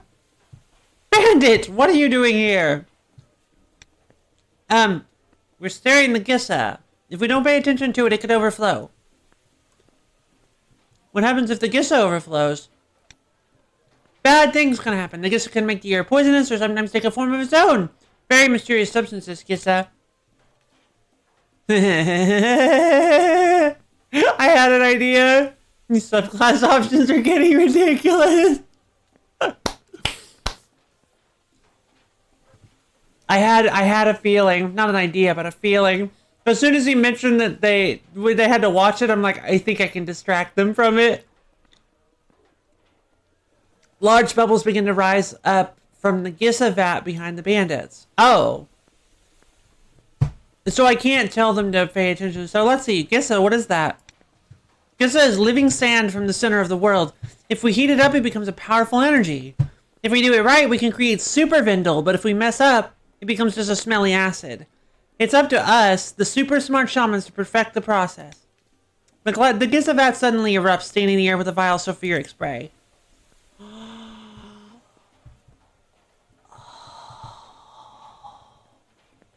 They're beautiful. Oh my god. Agile amber creatures suddenly leap onto the unsuspecting bandits, draining their life force into their acidic yellow bodies before swallowing them whole. Terrifying image. Stay back and watch.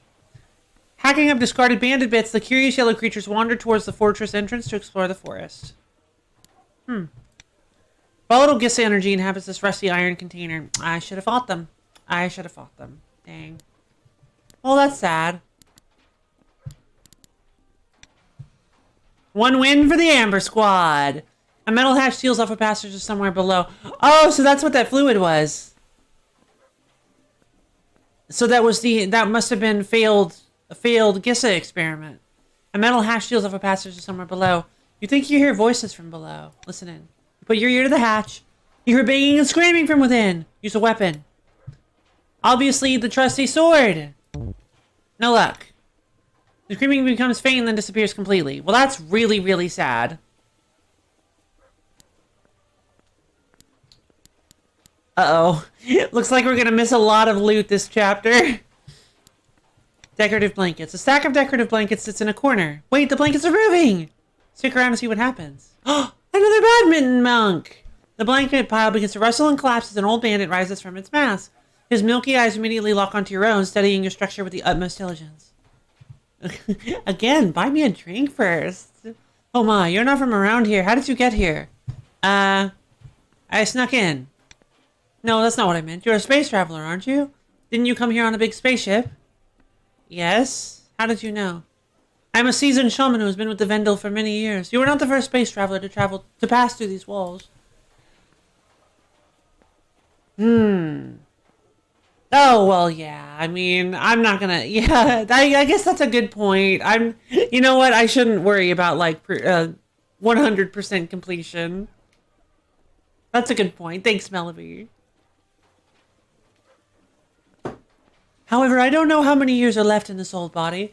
I know you are under no obligation, but could you show this old shaman some technology he hasn't seen before? Attack him with a modern and futuristic weapon. Show him a modern or futuristic weapon. Bola blaster? I feel like this is pretty futuristic. The heat focus ray, long futuristic rifle with a hot metal bear. Definitely this one. Let's go with the heat focus ray. Oh, wonderful. Let me see. The old bandit rubs his grubby hands all over it. You might want to get that disinfected. I find this quite fascinating, but perhaps you could show me something a little bit less destructive? Show him a modern or futuristic item. The awesome detector? Detects awesomeness. It can... What? It kind of looks like a metal detector. Kinda. I kind of want to use that. Awesome detector. Oh, this is new indeed. The old bandit smears his greasy hands all over it. You don't want that back. Thank you again, space traveler. Please, take this. It's a piece of technology left here by another visitor such as yourself. Maybe you'll know what to do with it. Goodbye for now. The old bandit buries himself back in the pile of blankets. Not what I was thinking was going to happen. A toy ray gun. A plastic toy gun that lights up when you pull the trigger. Fun. Examine strange beakers. Those Findle bandits were using these beakers in their experiments. The liquid inside looks unfamiliar. Have an ally drink it. Here, Amber Zombie, come here. Amber Zombie drinks it and then it looks very sick. Yeah, just walk away.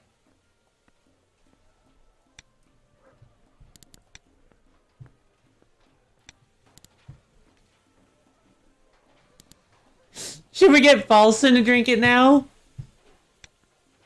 I'm not going to use Falson for anything else. Falson drinks it and looks very sick. Okay, I was hoping they would have like a special dialogue option. Let's go this way. Toy ray gun. Yeah.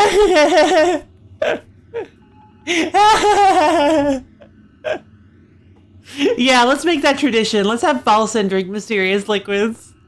Toy ray gun. A ray gun. Pretty typical. You think I would have made something like this for you by now? I'm going to cover your weapons in plastic. You can thank me later. No thanks. Geezer looks towards Falson. You're not sure why.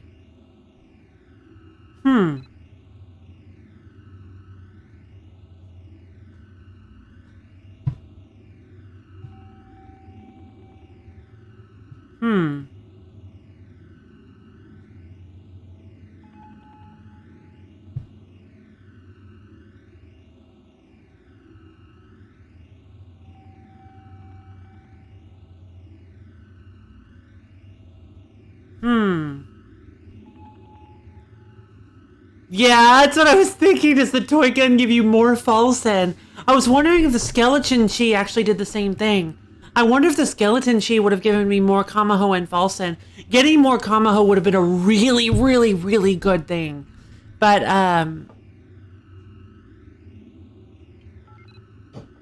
live and learn, I guess. I mean... Yo, it's Misha! Hey, Misha! Welcome back!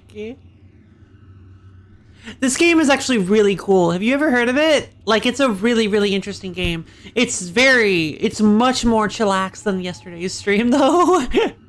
It's a point-and-click adventure with very fun and interesting mechanics. Very unique mechanics.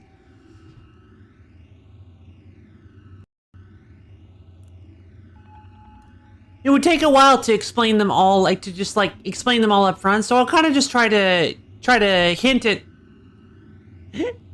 Oh wait, I'll kind of just try to like explain as we go. A ray gun. Pretty typical. You think I would have made something like this for you by now? I mean, I'm tempted to go with the ray gun. But because Falson sucks. Like... Wait, why isn't Falson showing up anymore?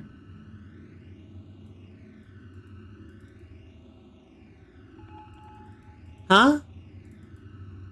Okay, that was weird. But yeah, if I get more Falson, then I can use him as expendable cannon fodder more often. Let's go with fall. Plastic wrap. A small plastic bag, great for kids. Fantastic. So what does it do? Plastic wrap. Stops any weapon from degrading. Kids love it. Like, period? For how long? Just one time? Yeah, it doesn't end your turn, so I guess that's... So I guess the plastic wrap basically works as extended as 2 extra uses of any weapon. That's so cool! Alright. Fucking Falson, see why kids love putting plastic bags over there. Can Falson see why kids love Cinnamon Toast Crunch?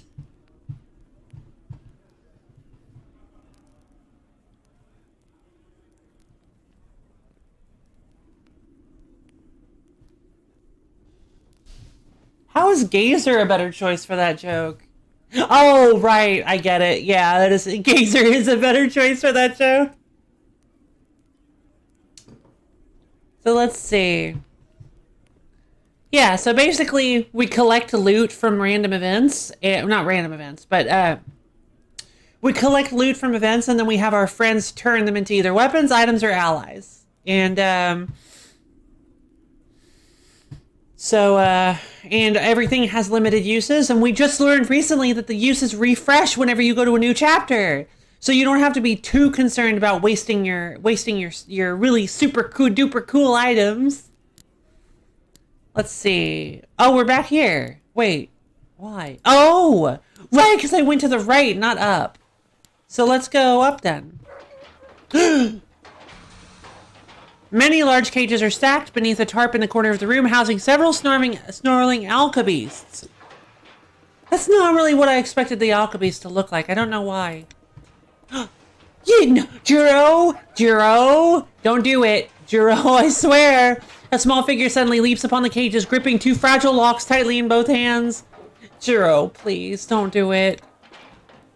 You are enslaved no longer, my forest friends. I will save you from your banded torment. Rush forward to stop him.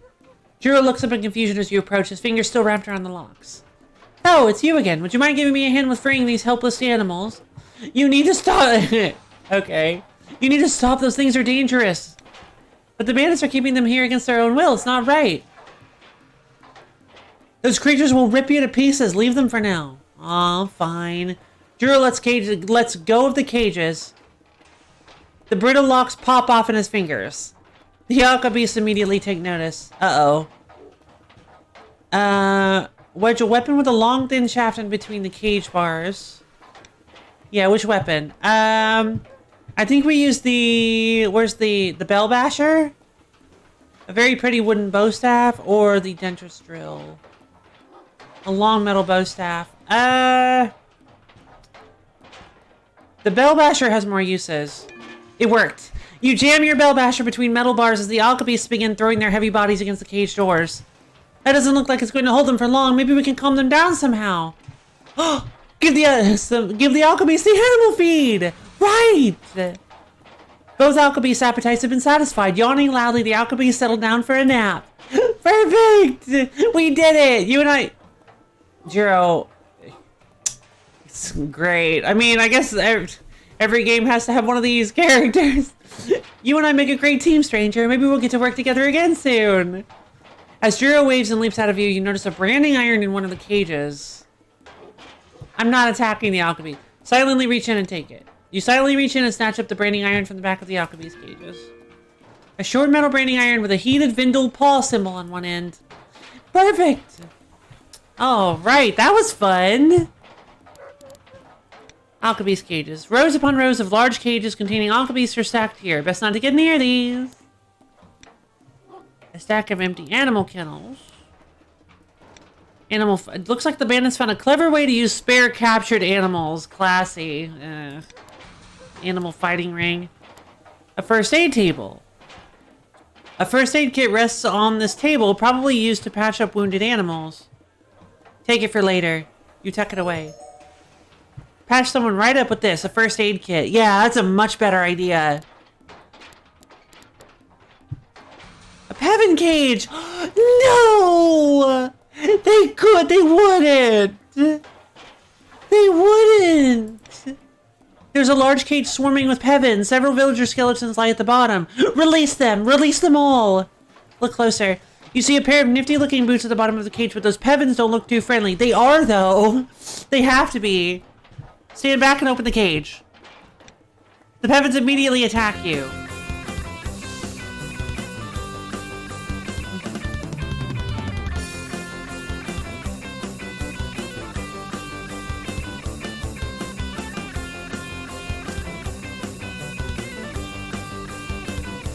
I would like to apologize in advance to the universe for what it is that I am about to have to do. It brings me no joy. Many limbs. So many limbs. Just everywhere. It brings me no joy to accomplish this task that has now been set before me, yet I am apparently given no choice in the matter. No longer. I probably had a choice earlier, but I no longer have one. So, I would like to apologize to the Academy, to my family, literally everyone on the planet for this heinous task I'm about to accomplish. Fast-moving explosive zombie. May hit all enemies instead of just one. Okay.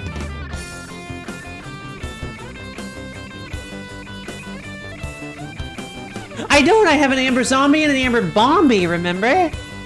Bombie. Amber Bombie rushes forward screeching and then explodes, covering Pevin A with a thick layer of acid. The Pevin drills into your skull with rapid, painful beak thrusts. No, those are kisses! Those are kisses! Those are Pevin kisses! The Pevin flies around you, relentlessly pecking at any openings. So many Pevin kisses!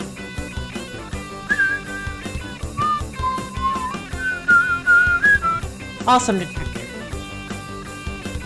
You turn on the awesome detector. I don't really know what even... I'm so confused.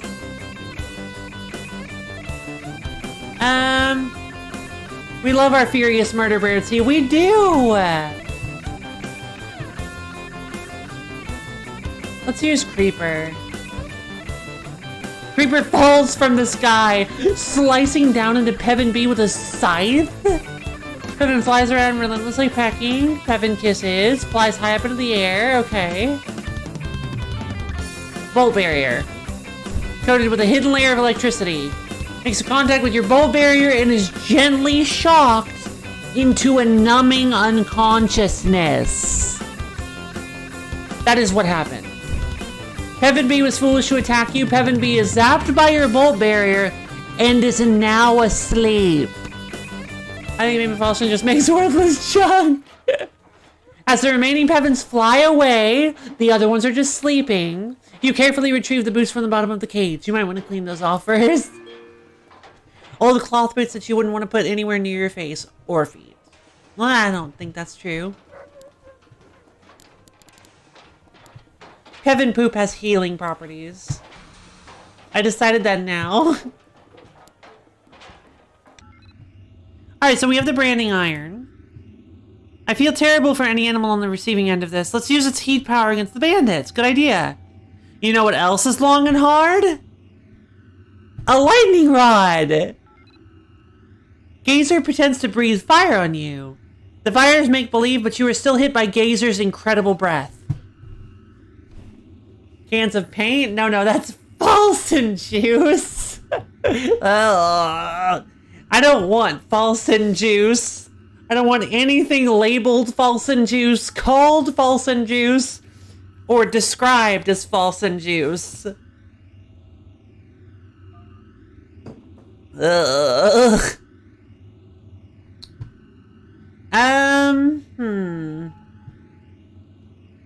The lightning rod actually might be a good idea. Juice for Falsen is what I mean. Ah, okay. Perfect. Juice for Falsen, not juice from Falsen. I can get behind that. God, Falsen is so weird. Let's see. The heat weapon might be nice. Plus, it's like, it's fitting to use their own branding iron against them. But a lightning rod could really come in handy as a defensive item. I like my defensive items. Drink that amber stuff too. Yeah, I'm sure he'd love it. Yeah. Oh wait, let's look at what the old boots do before we make any decision. These boots have lots of exposure to feet. I bet I could make a weapon that targets enemy legs. Why are you looking at me like that? Falsen gets one whiff of the boots and passes out? Wow. Gazer jumps up and lands with both feet on the ground. It shakes the ship a little.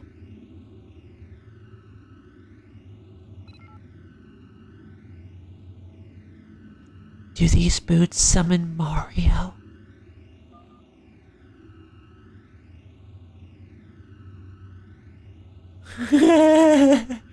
Kangaroo Gazer.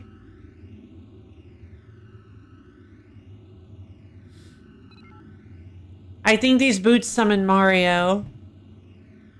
I'm tempted to, yeah, I think we go branding iron with Kamaho and, I don't know, again, the lightning rod is probably a really good choice. We have so many weapons. Let's go with the lightning rod. A long flexible metal pole. Old boots. Gazer. Stompy! The first item that might help, yeah. A Dafoon villager with abnormal... A Dafoon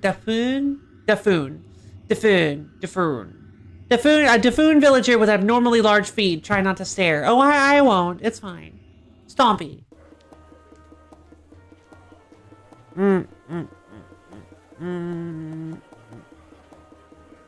The bandits in this room are having a wild and crazy party. They appear too drunk to even notice you. The bandits. Let's see. Lightning rod. Makes the opponent susceptible to the next electric attack. The bandits. So guys. It says electric attack. we have the bell basher. Okay, so we do have the bell basher. And the bola blaster is also electric. I forgot about that. Okay, so not bad, not bad. So okay, so we now have a combo item, finally. I mean, we have a couple combo items, I guess, but the awesome detector. Item type awesome. I feel like synergy. I feel like, I'll be honest, I feel like we're gonna have to fight Jiro at some point and we need to use this on him. Because it does no damage, it does basically nothing. This has gotta be useful for something. I'm excited to find out what that could be useful for. Let's see, the buffet table. This food, I mean, just like true to real life, my first stop at any party is the buffet table. This food looks surprisingly tasty. I'm gonna ask Falsen to eat it. Falsen ate all of it, leaving none for you. That's not cool. You know what? I guess I should have expected that, really.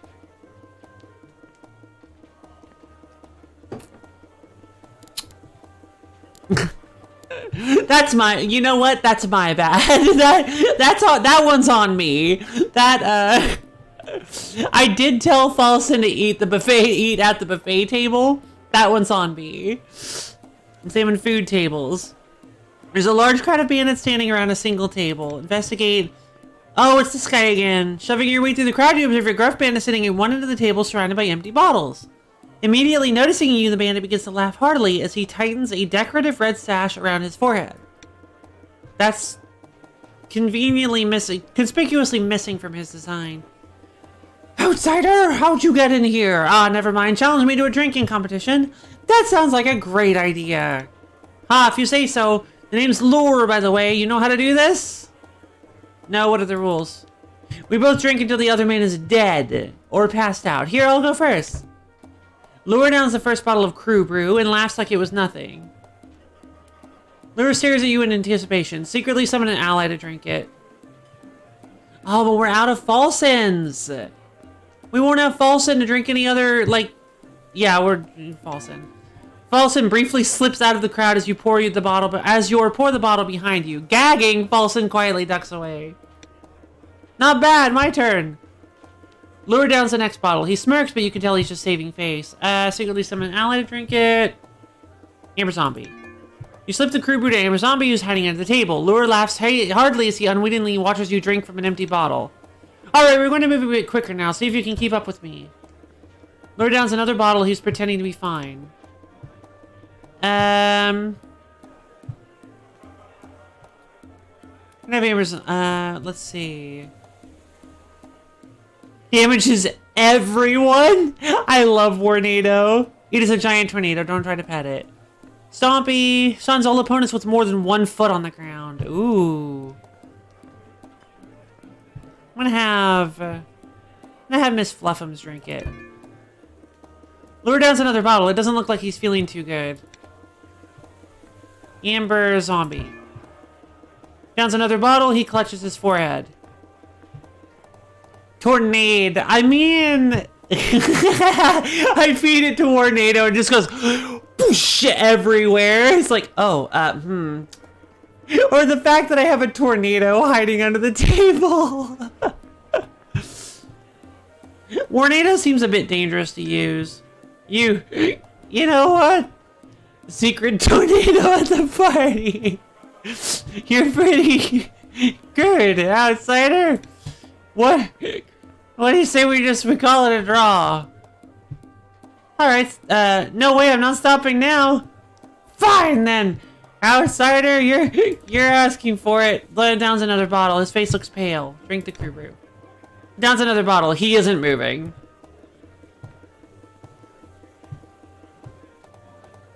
He isn't moving? Well, then why would I give up? He's done. He loses.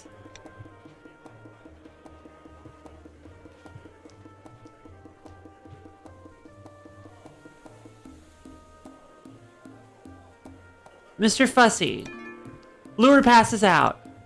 You're the Vendel drinking champion! Snatching the sash from around Lure's neck, you make a hasty retreat as the surrounding man stare at you in awe. That was a very expensive competition. Lure's sash.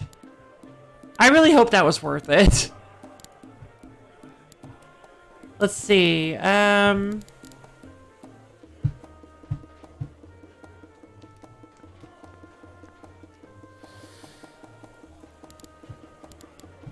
I did it! Can't believe no one noticed your literal army of followers drinking it for you. I hope that was worth giving beer to dogs. Yeah, but they liked it. I'm sure. Aren't they? They're like cat dogs. They're like cat dog foxes. Cadoxes. Cadoxes! They're like cadoxes. They're totally fine. Wooden post. A wounded skeleton tribesman is tied to this pole. He slowly peers up at you as you approach. Stranger, is there a blade you could spare? The bandits took away my crafting dagger. Your crafting blade? Crafting blades are sacred tools of the Escala. We use them to not only create our artwork, but also to destroy it. Not to change the subject, stranger, but would you mind passing me one of those berries from the table at your side? Give him a berry. The skeleton pulls up his mask ever so slightly and wedges the berry into his tiny mouth. Ah, yeah, as a nullberry. Dang. The skeleton's face suddenly swells up. He gasps and chokes before falling dead to the ground. You fed the Escala a lethal nullberry. You slowly back away. Yeah, I can't believe I did that. I knew. I knew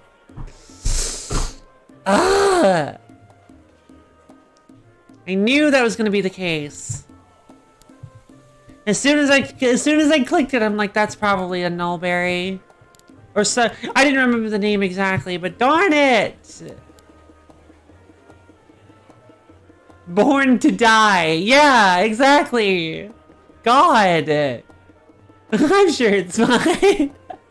Another corpse. Yep, another corpse in the making. There's a Vendel band on stage called the Bandits. Oh, I didn't notice the hyphen. You're right. Very clever. Not really. Like... A destroyed statue of the bandit leader Samokash. The space around it is surprisingly tidy. Why is it destroyed? Bandits are eating loudly at these messy tables. Mosh pit.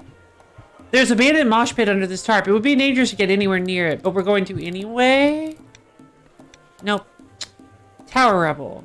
A tower has caved in behind the music stage, leaving dust and broken bricks spilled across the floor. 3 bandits are huddled together back there, crackling softly to themselves. Oh, we gotta go check out what's going on with these losers. See what's going on. Oh. A tamed Kimisa growls at you as you approach. The 3 bandits look startled to see you while they pass a single crossbow back and forth between themselves. What? Go away, outsider! You don't want any part of this. You're right, goodbye. Part of what? We're about to begin a game I knew. Oh, I should have seen. Vendel Roulette. If you join, you could kill yourself. Guys, it's a crossbow. They pass it so fast, it looks like they have 3. It's a crossbow. That's not... Sounds like my kind of game. It does? Fine, we'll let you in. Do you know how this works? Give me the basics. It's easy. We just go around in a circle, shooting ourselves in the face with a loaded crossbow. If it goes off, you lose. Last man standing wins. Join. We'll be using a rigged crossbow. Oh. We'll be using a rigged crossbow with a set number of bolts. 1 per person, of course. Only one of them is set to go off each round and is determined randomly, obviously. Here, I'll go first to demonstrate. The first bandit puts the crossbow to his chin and fires it off. Nothing happens. Smirking victoriously, the first bandit hands the crossbow off to the next in line. The second bandit puts the crossbow to his chin and fires it off. It blows his brains out. Perfect. Laughing, the first bandit takes the crossbow back and replaces its ammunition with 3 new bolts before pointing it back at his head. You don't say anything. The first bandit puts the crossbow to his chin and fires it off. It blows his brains out. This seems a little dark. And reluctantly, the final bandit grabs the crossbow and replaces his ammunition with 2 new bolts. The first bandit puts the crossbow to his chin and fires it off. Nothing happens. The last bandit smiles wickedly as he hands the crossbow to you. That last bolt is ready to fire. Shoot the last bandit in the face. Should I do it? I'm so tempted. Oh my god, I'm so tempted.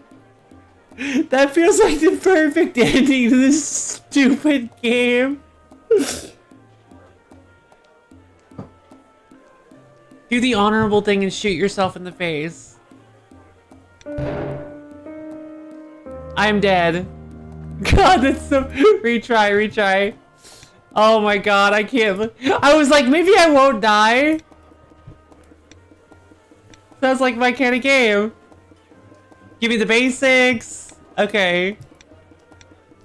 Alright. Oh wait, no, it actually... Oh, so it actually is random. Oh man, I should have shot him. Good job, your ass dude. Well, yeah, I thought it would be funny. I thought maybe I'd survive and he would give me a prize for being an honorable person. You, you pick up the crossbow from the last bandit's corpse. Well, that was easy. Before you can walk off with your crossbow prize, the bandit's pet Kimsa gets in the way, growling menacingly.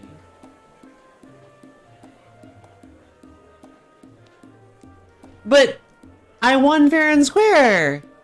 Charges the Kimsa, flailing your arms and yelling loudly. Run away with the crossbow. The Kimsa runs away. When his powerful crossbow goes off, it means business. Roulette crossbow. Oh, man. I probably would have had to fight the Kimsa if I killed the last bandit, though. Plus, it was the only honorable thing to do. It was the honorable thing to do, you guys. Totally epic. Lure sash, roulette crossbow, yeah. I imagine it was probably like the food from the table or something. I missed something. Lure sash. An old banded sash that's been through a lot. You might want to wash this before you put it on your head. This sash has been through the ringer. I'm surprised it's still in one piece. I can make you a durable weapon, but I can't promise it would be a very exciting one. How have these bandits gotten this far? But I'm not doing it on purpose. I only accidentally killed one, and the first skeleton to die was not by my hand. It was by somebody else's hand. It was a total... Excuse me, I had no hand in it. I'm going to give you the durability of the sash without the smell, unless of course you want the smell. Gazer pretends to be drunk and hits you in the face. You would hit him back, but you don't think that's a good idea. Yeah. I mean, I probably deserved it. Oh, I see. Show them no mercy. That's a good free smell. That's a good point. Hits me in the... Oh, pretends to be drunk and hits me in the face. No, that's probably going to be a random drunk guy. The roulette crossbow. What a dangerous weapon. I can make you something out of this only if you promise not to ever use it. Heads you win, tails they lose. Gazer grabs a desk lamp and spins it around before letting it go. Gazer is going to have to start cleaning up after himself. Oh, I love that.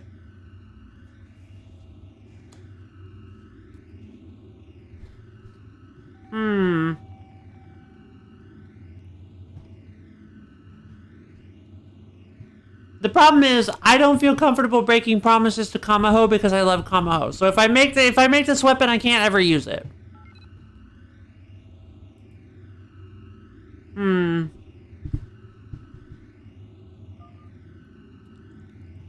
Oh, but you're right.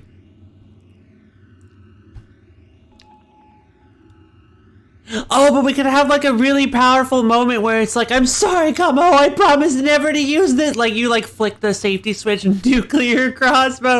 It's like, I know, I promise never. It's like an anime moment. Like imagine I don't have the ability to move my hands in front of my face, but like imagine I've got my hand in front of one eye and I'm like, I'm sorry, Kamo, I promise never to use this. But it looks like I'm gonna have to break my promise. What happened? Okay, there we go.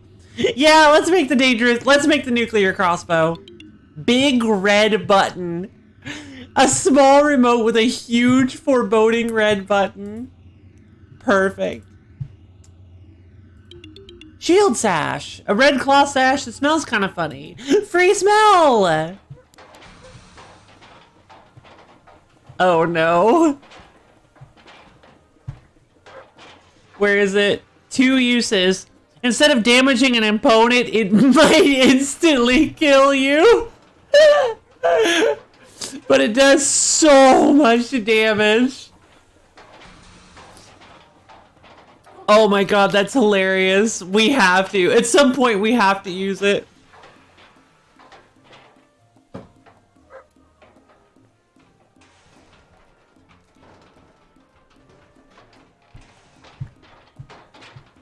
The shield sash.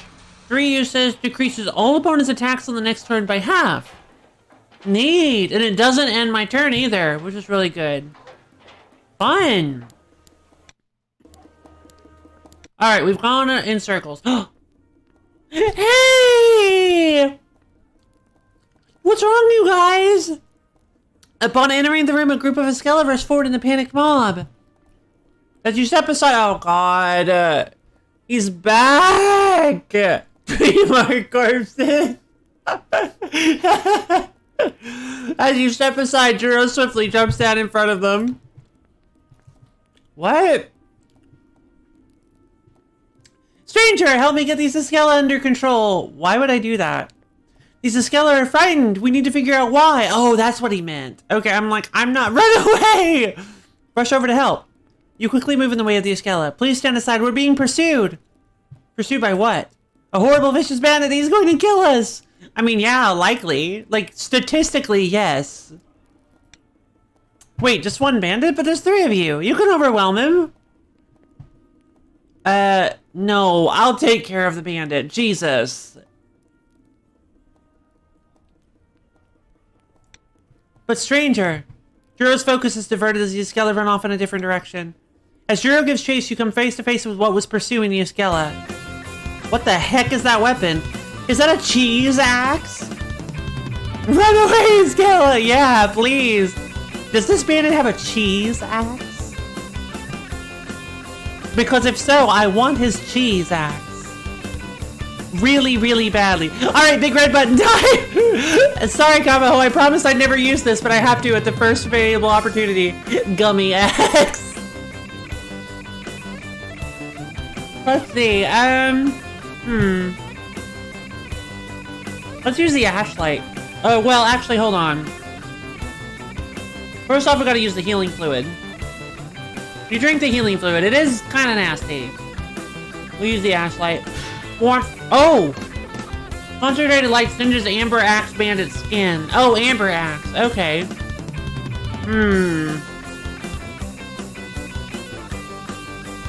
That's pretty dirty.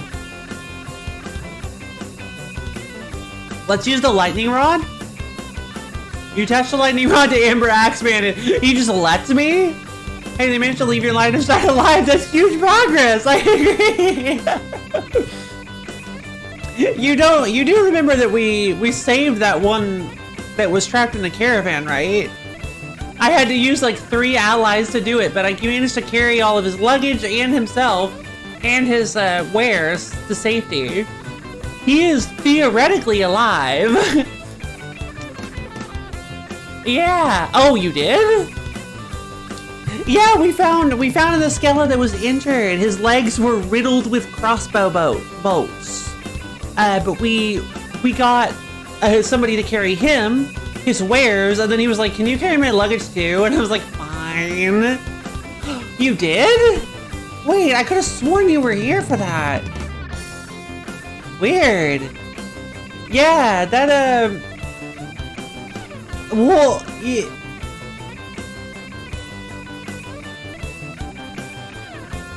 What just happened?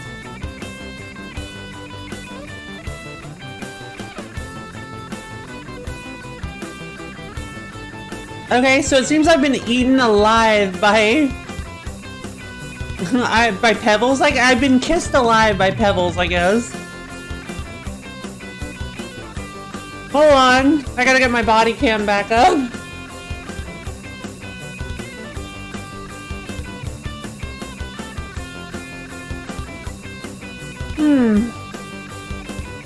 Okay. I should be coming back up any second now. There we go. Perfect. Am I sure that really happened? Well, not anymore. Now that you guys are like making me doubt myself. Bola Blaster! Weak versus electric. A weighted bola fire swords amber axe bandit's legs. Amber bombing! Wait, actually, hold on. No, that's a bad idea. Let's go with the Mega Mace. I missed. Amber Axe Bandit has plenty of time to dodge your slow swing and decides to do so. Amber Axe Bandit shakes off being stunned. The bandit swings his glass-enhanced axe into your waist. You take 11 damage. Ow. Lightning Rod. You attach the Lightning Rod when you use the Bola Blaster. Stun. A weighted bola fires from towards Amber Axe Bandit's leg. We use the Dentist Drill. Oh my god! That is so much damage! He plunged a massive drill straight into Amber Axe Bandit's shimmering teeth. As the bandit takes his last breath, his Amber Axe stops glowing. You take it anyway. Degraded Gissa Axe. There's still just a little bit of Gissa left in this axe. Ooh. Ooh. Oh. These are all 3 separate items? But heavy sack, bulging sack, large sack.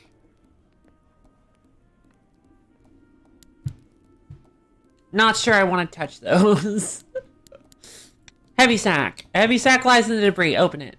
You open the sack, mostly scrap metal and useless junk. Slip a cloth or thin material over your hand to protect it and then reach inside. Shield sash. Perfect. Covering your hand with the shield sash, you reach inside the sack. Feeling around for a while, you finally grasp something of interest. An old toaster! What? Wait, what?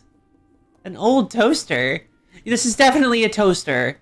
You have no idea how it ended up on Delida, and I didn't know this planet was called Delida. So that's fun. Apparently my character did, though.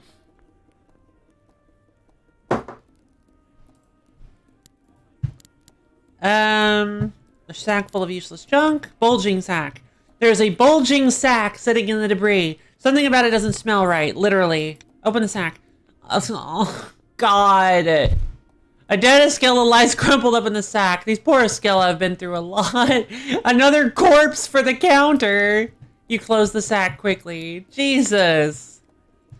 There's a dead Escella in the sack. You don't want to know why. Oh, I know exactly why. Because they just have a habit of dying as a species.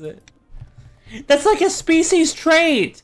If you play an Escella in D&D, one of your species traits is just easily dead. Like, that's just one of the official Escella traits in the D&D player's handbook. In the Delida player's handbook. Oh my God. A large sack resides within the debris. Open the sack. A destroyed statue of the bandit leader Samakaj lies within the sack. This probably cost someone their life. A sack containing a destroyed statue of the bandit leader Samakaj. There's almost nothing left of this bookshelf. The books are beyond the point of repair.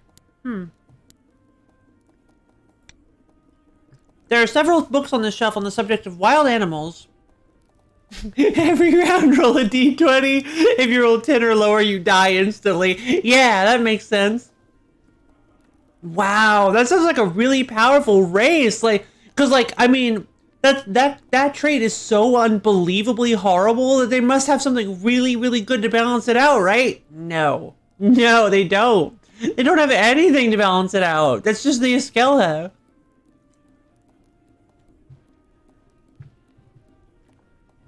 There are several books on the shelf on the subject of wild animals that are in better condition than they have any right to be. Oh no, actually, you know what? They do start with... Every Escella starts with a special dagger that gives you advantage on any crafting rolls. It's like, oh, good. Yeah, crafting. That skill that never really comes up in D&D. That's mostly like a Pathfinder thing. And... that people never do in D&D. Oh no. Skim a book. Which book would you like to skim? Obviously, Pevins. Pevins are intensely territorial creatures that prefer cold, dark spaces and do the majority of their hunting and traveling at night. Though they rarely attack people, there have been cases of Pevins attacking... Though they rarely kiss people, there have been cases of Pevins kissing travelers, other animals, or even their own offspring when defending a food source. Oh no! Neat. Skim another. A book about Kimusas. Although small, these tiny hunters have been known to deploy clever ambushes in pursuit of toppling opponents many times their size. They have actually! They did that to me! Agitated Kimusas are easily dealt with by extending your tongue in their direction? When confronted with this gesture, Kimusas recognize it as a challenge and will flee as opposed to risking confrontation with a creature much greater in size. Interesting stuff! Alkebeasts. Alkebeasts are the undisputed kings of the forest. No beast or building can stand up to the fury of an alkebeast on a rampage. Ah. Well, I'm glad we didn't have to fight those. Studies show that the color red seems to agitate alkebeasts. When in an environment populated by large quantities of this color, alkebeasts can become spontaneously restless and infuriated. Perception of its own blood may cause the alkebeast's head to inflate disproportionately. What? Sending it into a wanton bloodlust before ending its own life? Wait, fascinating. What the heck? That seems like a really, really, really, really, really bad evolutionary trait. These lions are weird. Heavens. Intensely territorial for cold airspace and hunting traveling at night. Kiss people. In case of kissing travelers, other animals, or even their own offspring. Okay. Okay, I thought there may have been like a weakness or something. Yeah, what kind of evolutionary trait is that? Like its head literally inflates when it sees its own blood? And then it goes nuts and kills everything around it and then itself. Like, why? How are they not extinct? That's a good point. Like, oh my god. Examine destroyed wall. Let's read that again. You're not sure what happened here. Maybe an alchemist got loose? Let's read that again because... Okay. Okay. Study showed the color red. Spontaneously restless and infuriated when they see the red, which... Red is a pretty common color in nature. Perception of its own blood may cause the alchemist's head to inflate disproportionately, sending it into a wanton bloodlust before ending its own life.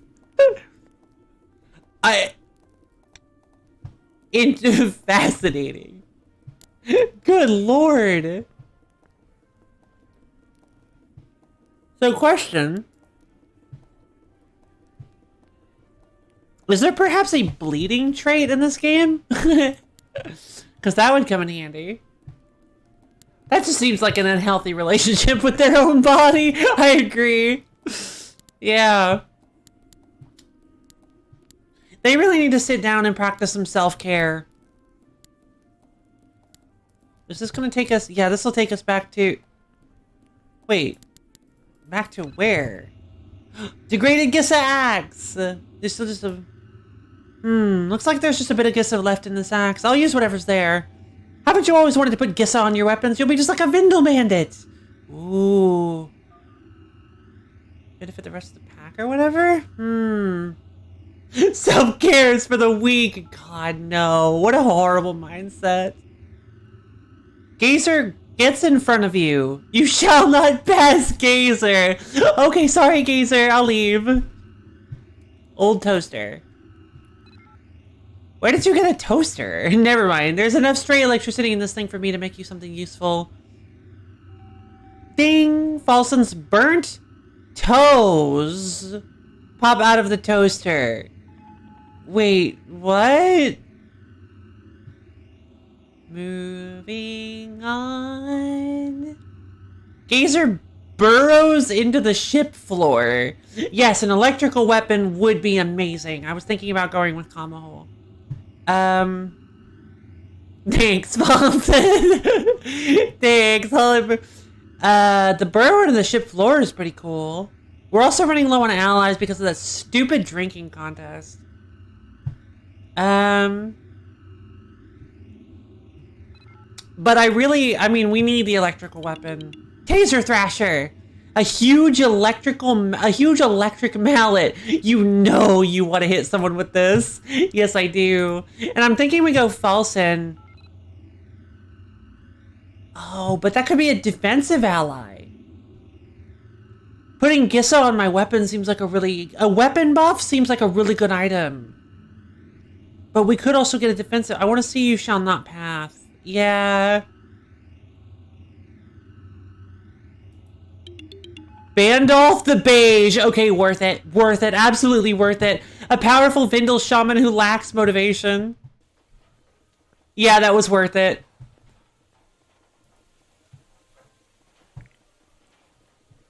Bandolph the Beige. May do low or high damage. Not worth it. That wasn't worth it. Oh my god. Well, my original character, Bandolph. Original OC, do not steal. It says 11 to 13. Yeah. Oh shit. Thank you.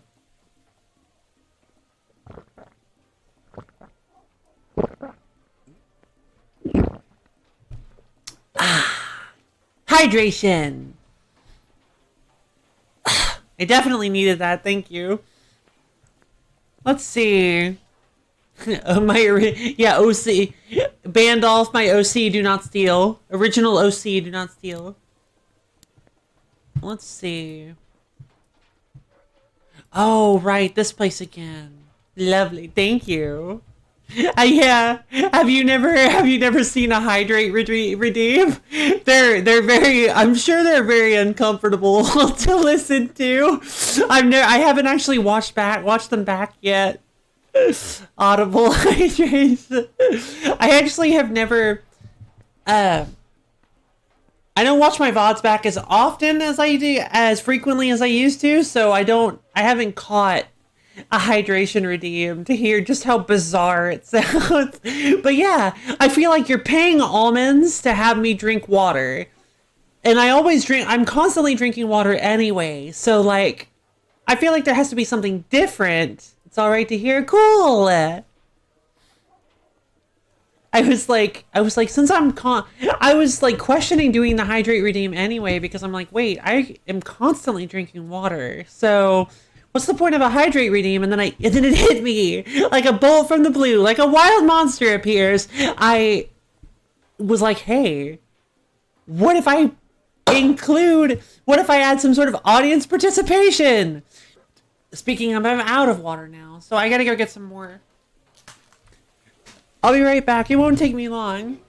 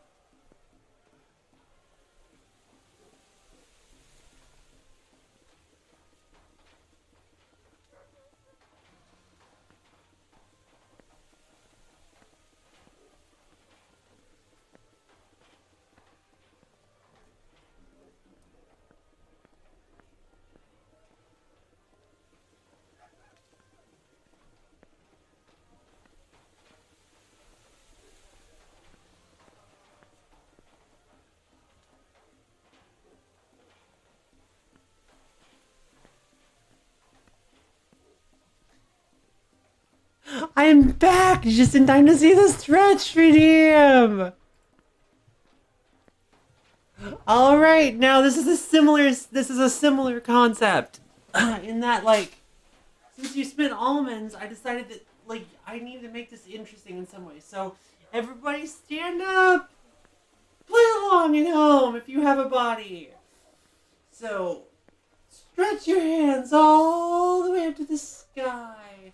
Stretch from your toes to your fingertips. Whoa, then stretch down slowly and touch your toes if you can. Feel the burn in your calves and your thighs. It's good for you. Stretch your back out too. It's a really great opportunity to stretch your entire body.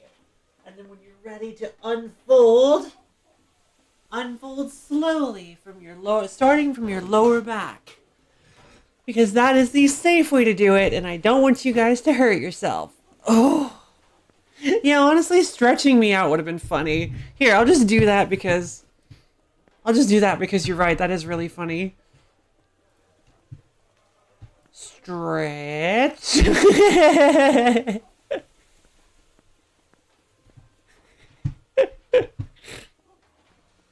Hello! Wide, lo-fi, low-wide, wide-fi! Beautiful!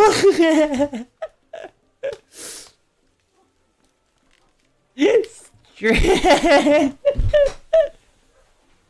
Oh my god! Wide! Oh, it's so goofy.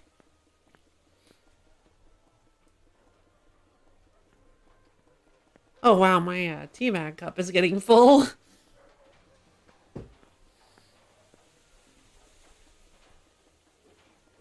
Okay. Back to business. Back to risky business. Okay. So we'll head back here to this hallway and we'll head down. Wait, we examined everything here, right? Yeah. All right.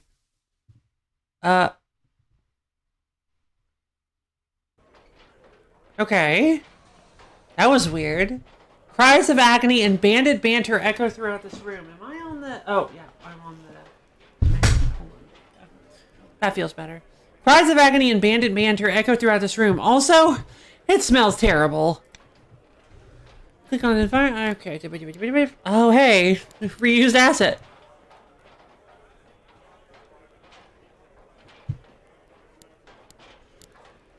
Examine animal kennel.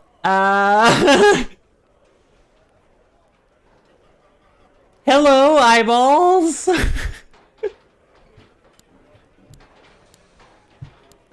Let's hold off for the examine water bowl. A bowl full of dirty water. You feel bad for whatever animal has to drink this. Right, the water. Dark Scavenger. Do you require assistance? There's no way. Really? I didn't know she meant any body of water. Give me anything you have and I shall heal you. Nice entrance. Confines of space do not limit me, Dark Scavenger. Any amount of water, regardless of quantity, will do. Give Marin a piece of equipment in exchange for healing. The taser thrasher, the trusty sword. Marin extends her arms, allowing healing energy to pass over your body. I'm good for now, thanks. I'll be here anytime you need me, I'll be here anytime you need me, Dark Scavenger. I'm not giving her the big red button. Marin dematerializes. But, like, don't let her push it.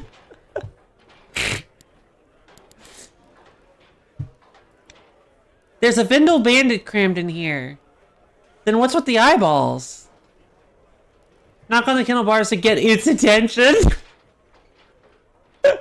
Beautiful. The bandit looks up at you curiously. What are you doing in there?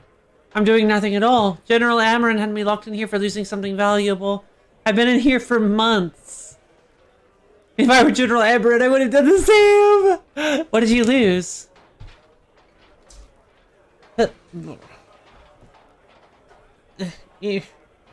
Pretzel box, come on, pretzel box. Don't do this to me. What's my battery look like? Not enough. Okay. Wow, it is like not charging very much at all. I wonder why. Alright, that... It works, I guess? I look fine, right? Bless. I didn't mean to do that.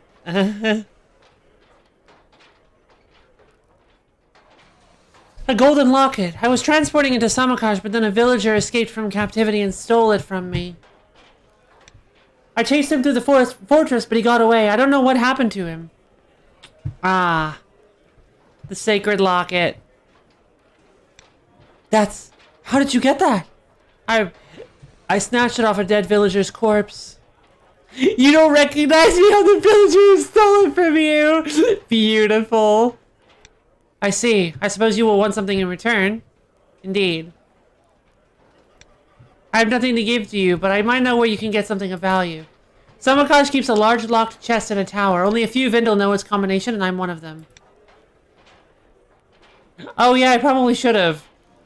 As long as you don't tell the Vindel who gave you the code, maybe they'll finally let me out. Thanks again, friend. The bandit runs his fingers fondly across the locket as you walk away. You'll need this for unlocking a chest. Probably. Chest combination!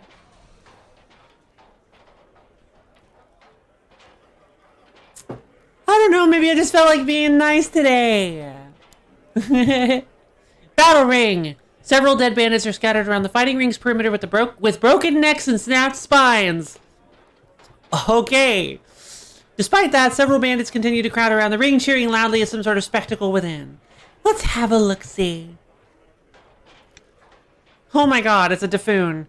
Navigating between noisy bandits, you observe a burly Dafoon villager in the center of the ring, combating two bandits at once. I am too kind to evil bandit murderers. That's true. Oh, that's cool. Cracking one bandit on his knee and throwing the other casually to the side, the Dafoon villager gives his undivided attention to the surrounding crowd. Is there no one in this assembly that dares dispute my combat prowess? The Dafoon villager suddenly spots you in the crowd. Why me? You, non-Vindel! If you are undaunted by my demeanor, come engage me in a contest of strength. Sounds fun, I'm in. Your avidity pleases me. Dafoon is surely content.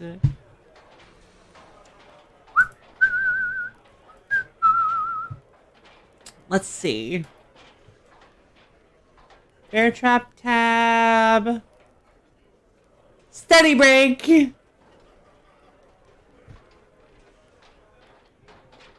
Alright, bear trap tab. Hide that. Avidity. I've never heard the word.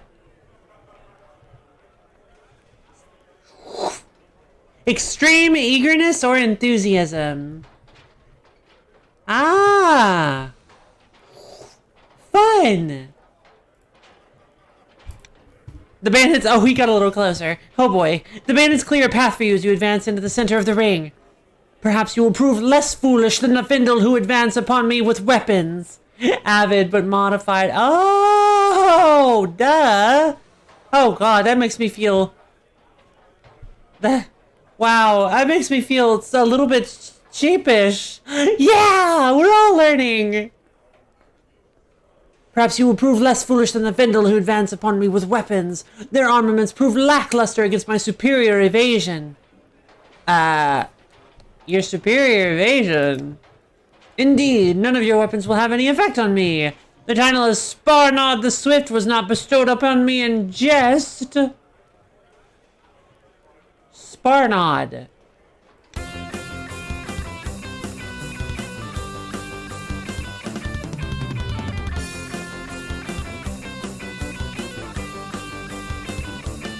Alrighty.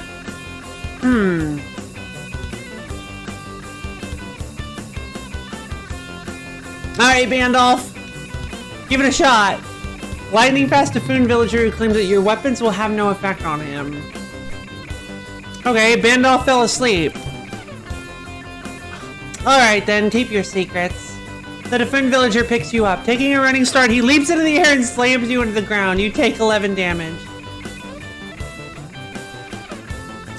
The big red button. That would be so... Let's see you outrun a nuclear bomb. I didn't even see your message.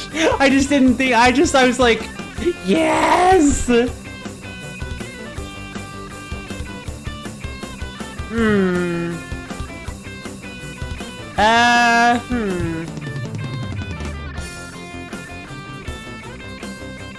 Let's use the newbie trap. Stuns the next opponent that attempts to strike you with a melee attack of up to 30 damage. You silently lay the newbie trap down in front of you. The bolt barrier. Your body is coated with a hidden layer of electricity. Barnon walks right into the newbie trap and becomes strung up by his feet. Let's see. He's got his mouth wide open. Skeleton Chi is an item that stuns, that's why it's good. Yeah. Plus it does not... It does end my turn. Ugh. High stun rate. I'm gonna try the Taser Thrasher. You swing the Taser Thrasher up into Sparnon's gut. What? Not all of them. Not all of them. Not all of them. Some do. It did. Some items use the turn. Some items don't. It actually says in the bottom right of the description, ends turn, yes or no. Impressive. You exploited my weakness, so his weakness was that he was weak to weapons. You exploited my weakness to subdue. Well, now I feel really upset that I used so many items. You exploited my weakness to subdue me. Please reference my philosophy in your travels. One's true strength does not reside in their tools, but within themselves. May Typhoon watch over you.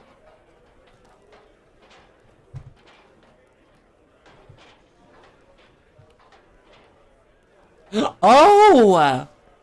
Oh! Wow, that was a really unfortunate typo. As Sparnon collapses, the bandits rush forward and begin chopping him to bits. Holy crap! You quickly snatch his mask and then get out of there. A Typhoon villager's mask with a big S on it. Good lord. Your typing's fine.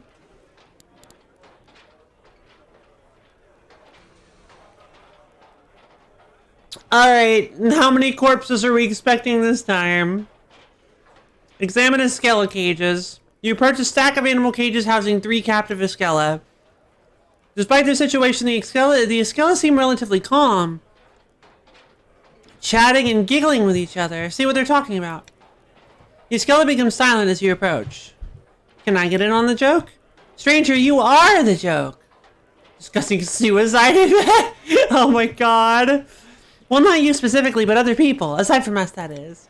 You look just a bit smarter than most of the bandits that come this way. Care to test your witting and sours? Oh god, no, not really. Because I'm gonna come out, I'm gonna look foolish. But you know what?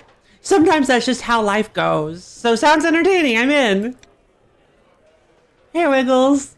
Splendid! We will ask you a series of riddles. If you are able to solve all of them, maybe we'll give you something for your trouble. I'll go first. We are shadows that do not expand in the light nor vanish in darkness. Our darkness is linked, though we may separate, we remain a whole. Only if you promise not to hurt yourselves if I win.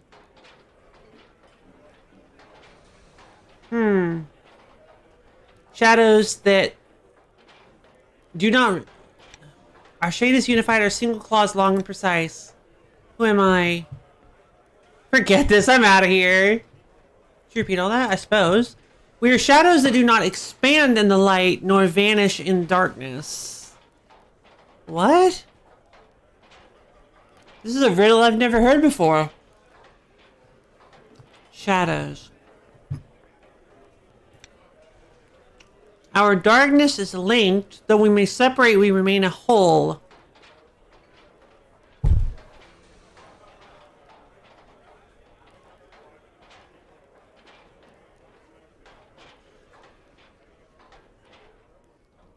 Yeah. Can't be regular literal shadows. Our shade is unified, our single claws long and precise. This just feels a little too vague, doesn't it?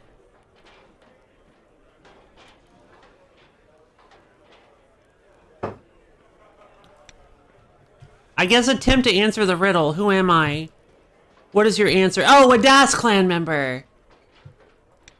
Yaskella looks impressed. I was wondering about that. I was like an assassin. That's what I was like, I feel like, but like, that doesn't, yeah, I was like, I feel like the answer might be assassin.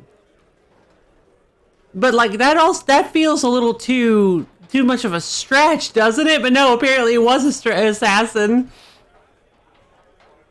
Be a lot of different answers. Maybe, yeah, maybe too specific. Not bad, stranger. Let's see how you handle the next one. I couldn't even think of one. God. The second Askella clears his throat. My style is narcissistic, though my creed is selfless. My identity is hidden, yet I am known to all. Oh, it's the Dafun. Only through death can my life be justified.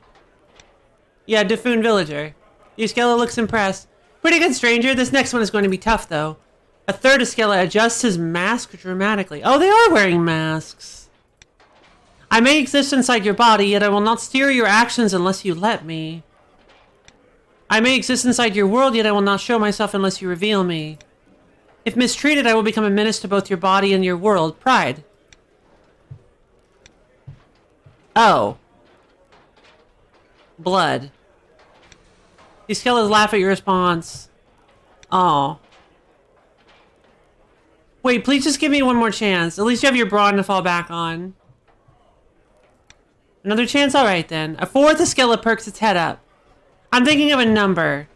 0 through 5.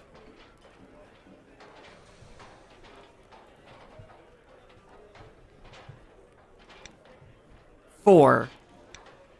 Askella hollow with laughter. Wrong again. You're not having any luck today, stranger. Do we continue this cycle of violence? No, I know what I'm bested. You got me. They win. That's fine. I should have thought more about the answer.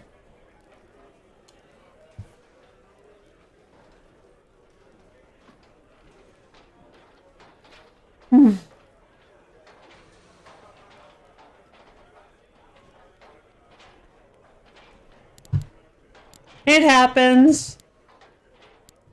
Yeah, no, I wasn't gonna kill them. No killing the already fragile bird species. Yeah, I feel bad so many of them die. They've been collapsed cages. Several unstable cages have collapsed upon themselves. You hear a faint cry for help from within. Oh my god. Pushing through toppled cage piles, you come across a Das clan member trapped within a smashed cell. Initially, she looks excited to see you, but her expression quickly diminishes as you draw near. Oh, it's just an outsider. Never mind. You were expecting someone else? Oh, it's just a Das clan member. Never mind. Oh my god. Some of these responses. You were expecting someone else? Well, since you clearly don't recognize me, the name's Kavi. It's only a matter of time before my father raids this place and eradicates every living thing within. If that's the case, I should get going. Who's your father? Only the strongest, most powerful Das in the whole wide world. He works for Nintendo, for Das Tando. He's Kausis, chief of the Das, and he's going to slaughter all of our enemies. Kid, I'm going to beat up your dad. How can I stop him from attacking me? Only if you can prove you're a friend of the Das. I don't imagine someone like yourself is capable of that. Nice! Summon a Das ally. Creeper. Creeper rushes forward to your side. He looks at you both in confusion. Well, that is unexpected. This is my best friend, and as you can see, he's clearly a Daz. I can see that, however, I'm afraid even that won't be enough. Here, take this. Cavi passes you a thin grape brooch through the cage bars. Present that to my father and he won't attack you. Just tell him it's from me. You should get going, stranger. My dad will be here soon. Good luck. Cavi curls up uncomfortably within her cage as you walk away. Why? Just leave. Brooch that belongs to Cavi. Excuse me. Daughter of Kausis, the mighty Das chieftain. Well, okay. Open wall. A large chunk is missing from this wall, allowing a bit of daylight to peek through. Looks like we might have gotten everything here. The fight pits where we killed Spandor, or whatever his name was. Spartan? Spandor? The Typhoon villager has been defeated. The bandits are now going at it with each other. Okay. Numerous Escala are locked away in these animal cages.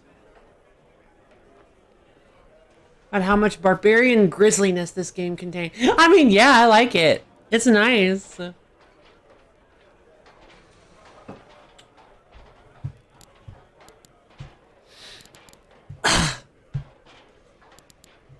Because it's a fun, like, I mean, I say it's nice. It's not nice, but I mean, it's interesting. It's interesting.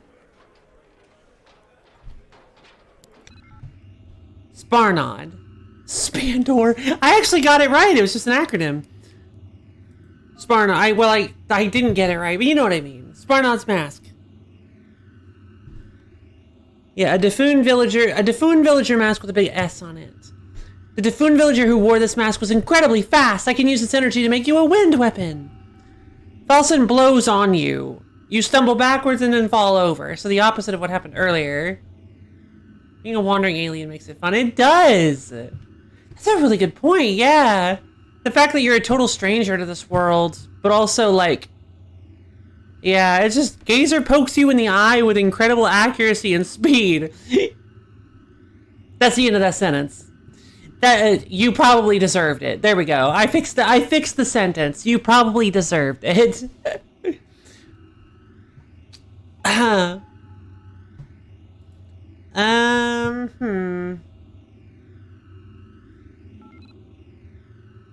Incredible accuracy and speed. I feel like we should go with Gazer then.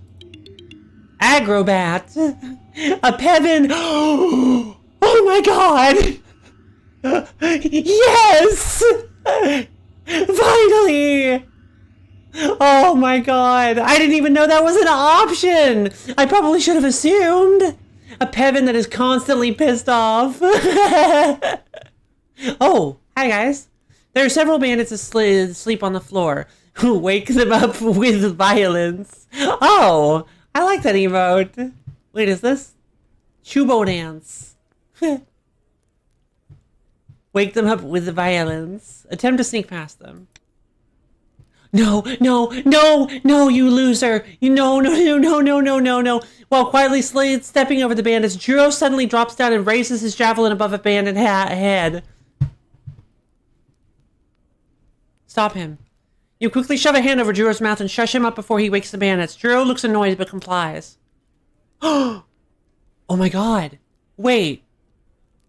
Are these the ones from earlier, or? Suddenly, another creature approaches. It looks like it's made entirely out of Gissa liquid. It's heading toward the closest bandit, and it looks hungry.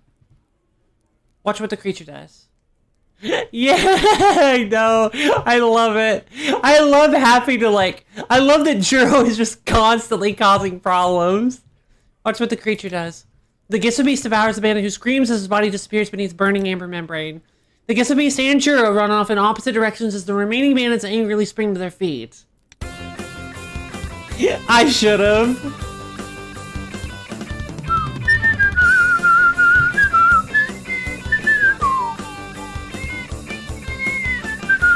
We'll use the Control A. You press the red button on the remote. Your next attack will affect all enemies.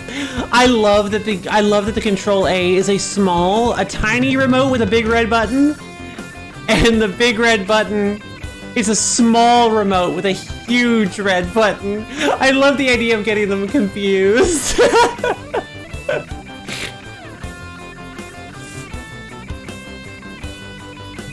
Let's see. Taser Thrasher. Bam! Your Mega Mace obliterates the competition. That wasn't the Mega Mace. Wait, was that the Mega Mace? I think I accidentally used the Mega Mace. The bandit blasts you backwards with a focused ball of Gissa. You take 8 damage. I may have accidentally used the Mega Mace. Flintlock pistol.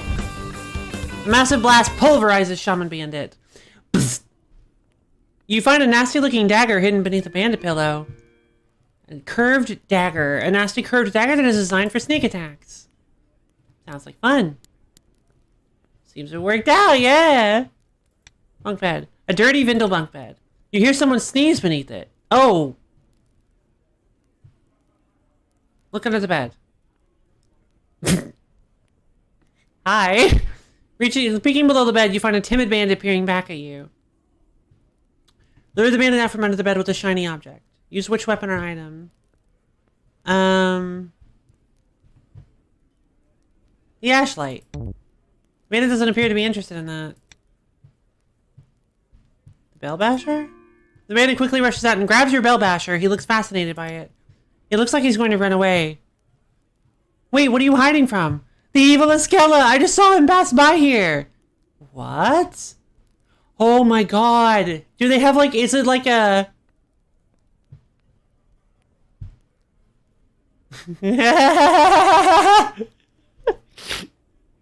No, I didn't want to wake the bandit out. What evil Iskella? Calm down and tell me.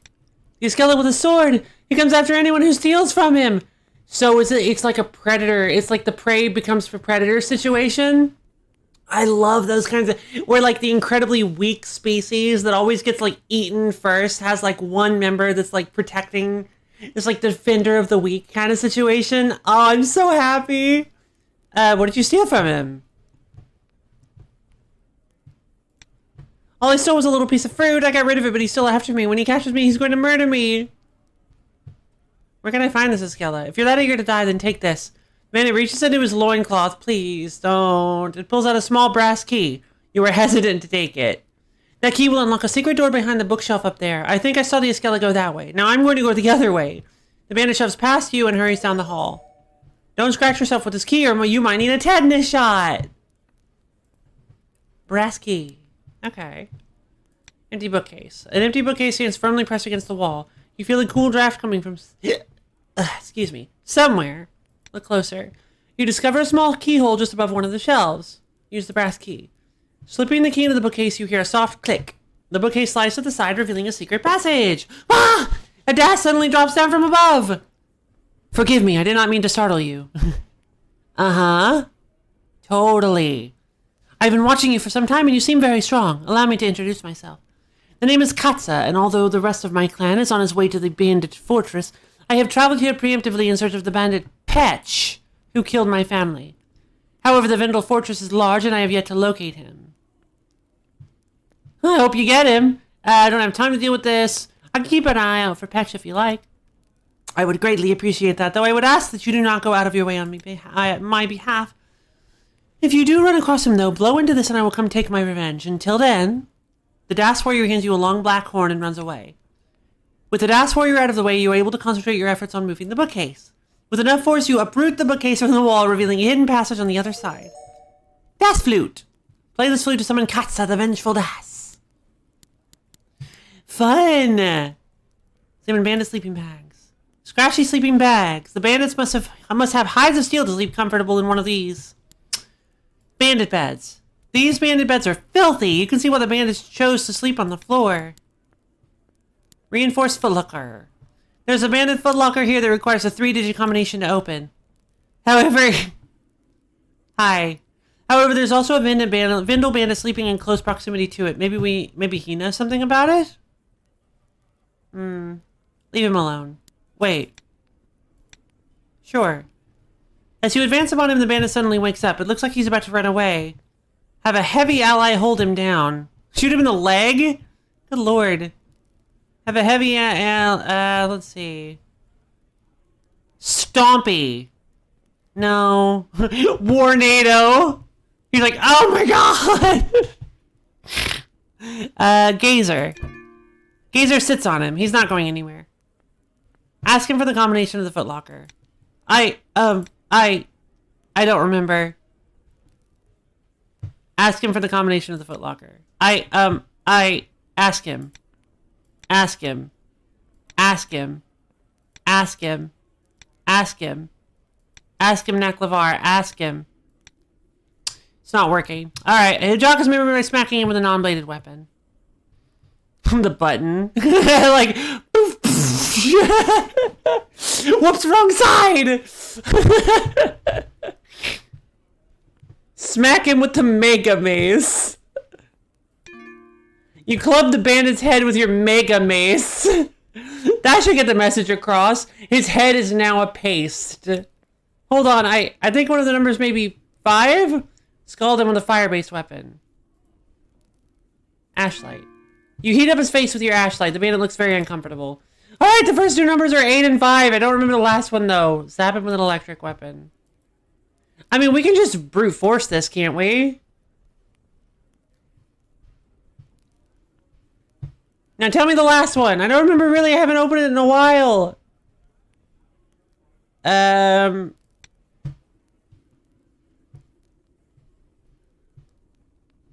Yeah, we're getting a lot of mileage out of this Alf wielding a salami. I didn't even know that's what it was. Chubo salami. Yeah, I'm really liking that one. That's a fun emote. It's like super multi-purpose. You can use it for a lot of things. I guess we'll go with the Bell Basher. Fine! The combination is 8, 5, and then 6. Will you let me go now? Yeah. You kneel down and unlock the footlocker, allowing the bandit to hobble away. Popping up in the footlocker, you snag an odd-looking cooking kit. This is what he was guarding? Cooking kit. A simple cooking kit containing several pots and pans. Okay. Huh. Fun. Curved dagger. I'll give you a weapon that will do lots of damage as long as the enemy is not looking at you. It was a bad vintage Alf game. You used the salami to hit bats in a cave. Oh, that's incredible. Falson puts an arm around your shoulder. Oh my god. And pulls you closer. You hope that's the curved dagger prodding you in the side. Get off of me, you absolute creep. Gazer's coming up towards you from behind. You caught him! Gazer looks defeated and walks away. Oh. What is this supposed to mean? Do I sexually harass my enemy? Like...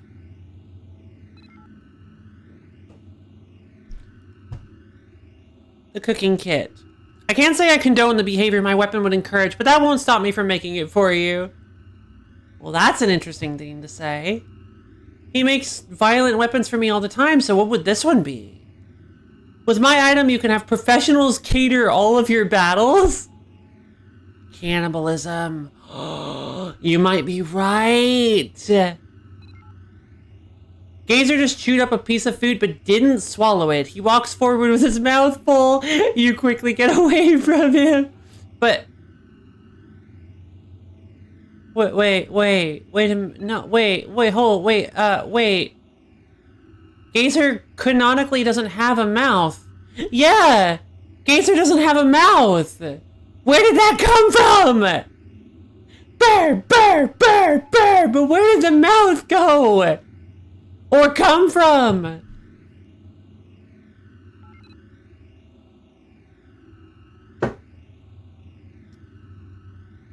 But Gazer doesn't have a mouth! Oops, continuity error. No, there's no such thing as continuity error, only shifts in reality. I mean, I guess we go Mama Bird. Oh, yeah, it must be a charade's mouth. Yeah. Like he put up his hands in front of his face and kind of went like puffed up his hands, kind of like puffed up cheeks, and was like walking over to me with like pretend cheeks. Yeah, perfect.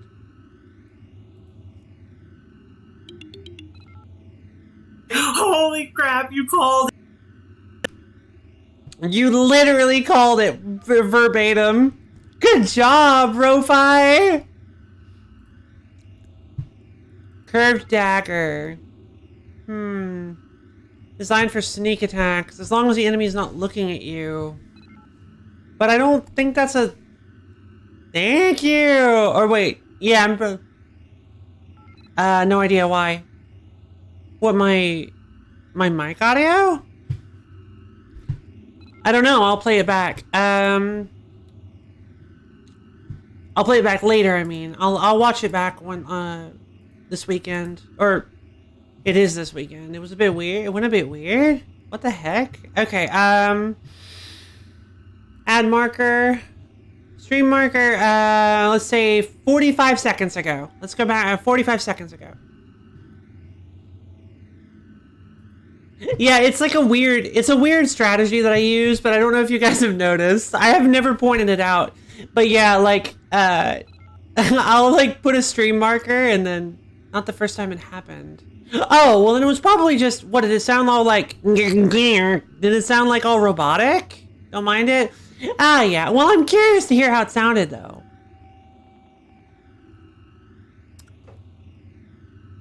I mean, I don't want to completely discount it because it could mean that we're starting to get some issues. We've had audio issues related to my internet connection in the past, so I want to be aware of it for sure because it could be a sign that it's going to be happening more frequently. In the near future, I mean.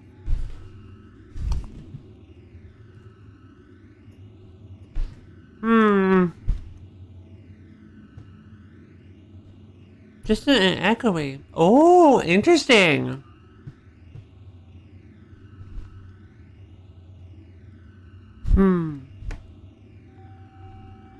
Lots of damage as long as the enemy is not looking at it. But how does that work? I really want to try it, but I don't.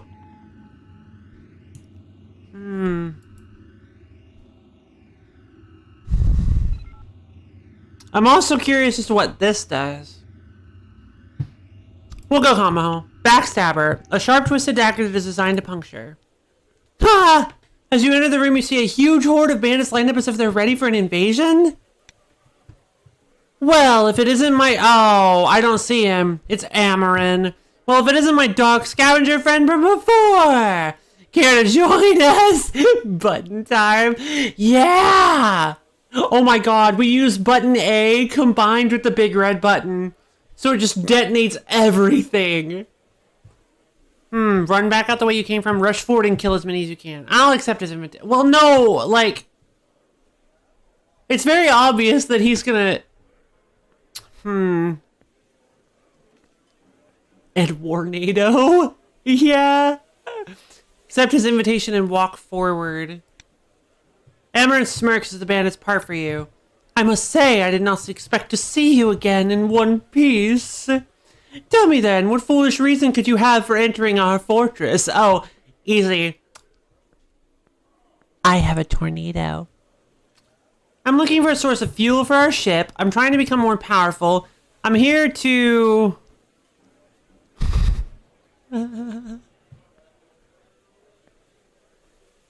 And Falson hasn't made me any bubblegum. I'm looking for a source of fuel for our ship. Oh right, that is what you dark scavengers do. As it turns out, our leader Samakaj just recently acquired an object of great power. Not that my minions will let you live to see it, of course. Your minions don't look nearly as powerful as you. Well, it's true, I am quite strong. Samakaj used to keep me and my bodyguards around as his personal bodyguards. Falson drops the ball again. Can't get any bubblegum before this point, sad. You never know, I might lose that option. But no, really, I'm going to have my minions kill you now. Please no more, your cunning tactics already have me on edge. Oh really? I'm pleased to hear your positive feedback. As a general, that sort of statement reflects well on me. I'm beginning to like you, Dark Scavenger, but I'm afraid I need to get serious now. Have I mentioned how well that red armor complements your eyes? Not yet, and it's true. However, it's far too late for flattery. Destroy them! Two bandits with glowing amber axes step forward. It doesn't look like they're messing around.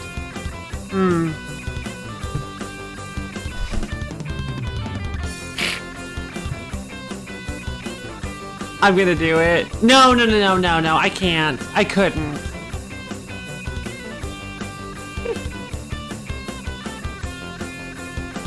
It would be so stupid. I mean, like, these guys are actually kind of tough.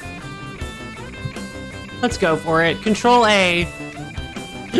But I pull out 2 remotes. It's like, you know what's stronger than 1 remote? 2 remotes!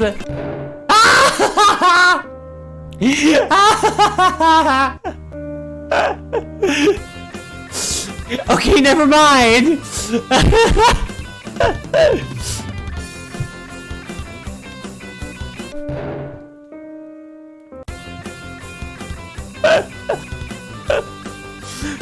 Dormammu, I have come to bargain.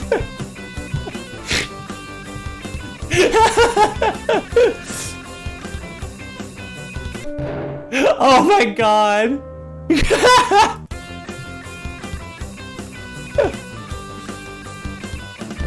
Yeah! First try! Your big red button damages all enemies. You got lucky. Real lucky. Impossible! A panicked bandit suddenly comes running forward from the door to the east. There's gas on the roof! They're invading! The huge horde of bandits quickly flee towards the east, leaving Amarin standing alone in front of you. Amarin looks a bit awkward by himself. Well, you heard him. Looks like I should be on my way. Rush him. Wait! My troops need me! They'll be lost without me! Rush him. Hold on, if you let me go, I'll give you... You tackle Amarin head on. The mighty bandit general's back slams against the ground, causing a small sliver bead rolls out of his hand. It looks like Amarin is unconscious. Yeah, that's the point! I don't know, like... I'm just gonna walk over and grab the silver bead. As you walk over and pick up the silver bead, Amarin suddenly springs to his feet. I pretended to be dead so I wouldn't have to deal with you right now, but don't think for a second that this is over between us. We will have our battle yet. Amarin splits before you have a chance to do anything about it. Silver bead. A shining silver bead that fell from Amarin's hand. You're not sure what to make of it. This Amarin guy, like, so annoying. Enemies to lover? I'm sorry. Like, is it possible that he actually becomes an ally later? That would be incredible. Examine armor racks. You hear something shifting around the armor racks as you draw near. Bantry! Bantry suddenly hops out, staring at you with this large, vacant grin. Let me get into Bantry real quick. Oh, hello again. Would you have a moment in your busy schedule to help me gather just a little more information? I suppose it couldn't hurt. Should have kept the foot. I actually had the foot when I met Bantry the first time. I suppose it couldn't hurt. Terrific. Your wisdom is of extraordinary value. I'm currently looking into the amber liquid that the bandits have been exploiting to make themselves more powerful. I didn't. What was it called again? Gissa. Pissa. Gissa. That sounds right. Oh, and have you met any of those artists who don't value their own lives? The Escella? Yes, those people. And what about the big blue furry people with the masks? The Typhoon? Yes. That rings a bell. And who did Amarin just say was invading right now? The Das. Yes, that must be correct. Thank you, my friend. You've been a big help until we meet again. Bantry hops away. Bye, Bantry. Click on Okay. Thank you! I am so smart! Let's check out the deep chasm. Please pay your attention to our story, the game mechanic. That's a really good point, actually. That is rather clever. Because after the first time that you meet Bantry, you're going to be like, oh, I got to pay attention to everything that's happening. Because I need to be able to answer Bantry if he shows up again. After this, well, no, actually. After the first time, you might say that. After the first time, you'll be like, oh, maybe I should pay a little bit more attention to the lore and all the stuff that's happening. After the second time, you're like, oh, I need to be paying attention. Like, I need to pay attention to every little bit of lore that's going on. That is, you're right. That is I think I played a few other games that do that. It's a really good idea. It's really clever directioning. I love stuff like that. Sealed stone door. This heavy stone door appears to be barred from the other side, or someone's leaning on it. Either way, it's not moving. I don't recall a door being there. It's impossible to see the bottom of this chasm. You should probably stay away from it. No, don't tell me what to do. There's an odd-looking lever on the other side of the chasm. You're not sure how you would get over there to flip it? Shoot the tip of the lever to flip it. Summon an ally strong enough to potentially throw another ally. I think I'm just going to shoot it. That looks like a tough shot. It might take you a few tries. Are you still going to go for it? Consider another option. You switch ally. A Peven that is constantly pissed off never misses. Ooh! I'm going to hold on to that. An ally to throw another ally. Bandolph sucks. Bandolph the Beige lacks the required strength. Asking Bandolph the Beige to throw someone across would end in tears. Alright. Fine. Gazer is strong. Gazer gets into position. Have your strong ally throw a smaller, thin ally to the other side. Bandolph.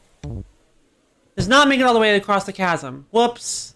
A lighter ally. Oh. Wait, what? Oh no!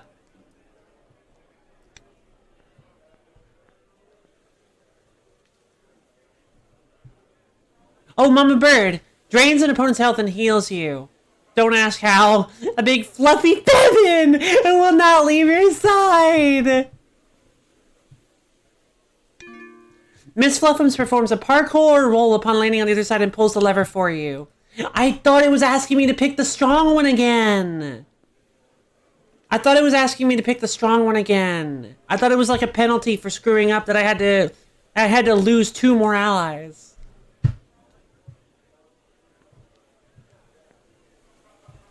A parkour roll. Should have thrown a burb. They can fly, you know. Well, yeah, Miss Fluffums is cool, though. As the lever is forced to the side, a secret passage slides open on the northern wall. Oh. God, I hope that was worth it. Silver bead. A shining silver bead. Okay. This bead certainly attracts a lot of attention to itself. Maybe I can channel that presence into a weapon for you. Falsing gets one look at the silver bead and begins dancing. You don't question it. You just don't. You just don't at this point. Like, Gazer has you pitch the silver bead towards him and then bats it away with his hand mid-flight. He needs to be more careful with the loot you collect. I'll fix that sentence. He can do what he wants.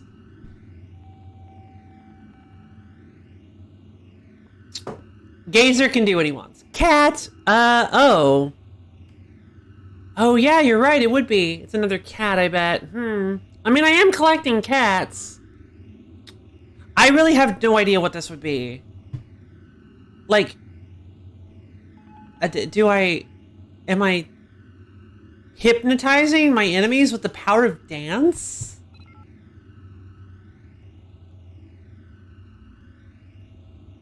Fortnite, I don't even use could be a better bandit. Like, I don't even use the cats that I have. Spearette. A Das warrior with a giant spear. Her skill with the weapon is second to none? How does that translate? Oh god, more whispers. This room is completely destroyed. Dead bandits litter the ground. This does not look promising.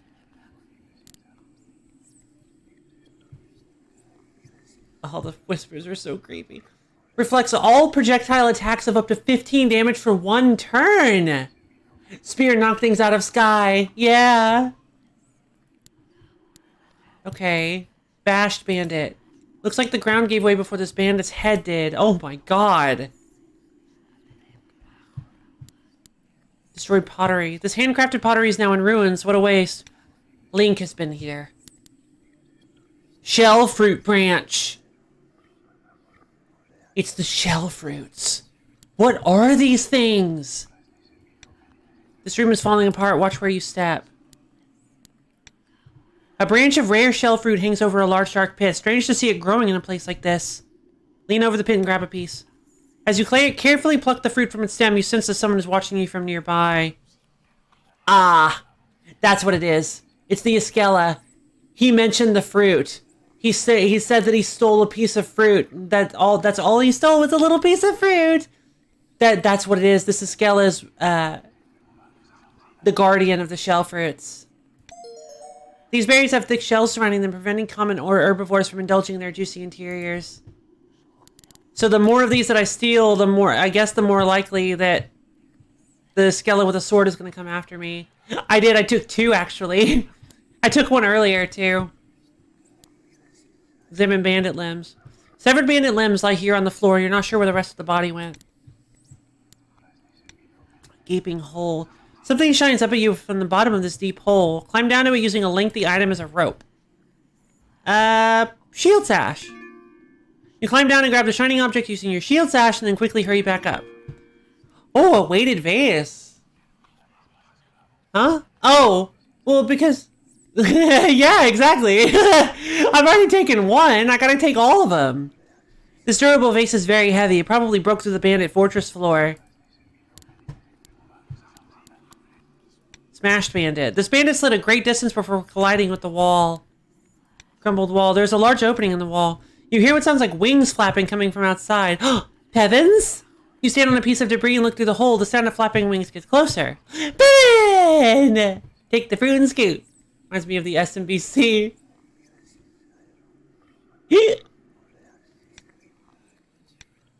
What was that? It's the Pevin Grim Reaper. A murderer confessed to a priest, and the priest replied, oh, wait. Why not just go all in? That's genius. Alright. Weighted vase. I'll use the weight of the space to make a fun weapon for you. Just be careful with it. Paulson gives you an extended handshake. You cannot pull your hand away. This is not good. Geezer looms over you, then picks you up and walks away.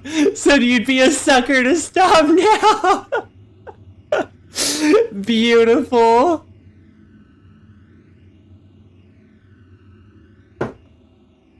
Oh, that's the cutest thing I've ever heard. Mine, not yours. A fun weapon. Oh, that sounds... Oh, I want to go for the fun weapon, but... Geezer picking me up and walking away sounds hilarious.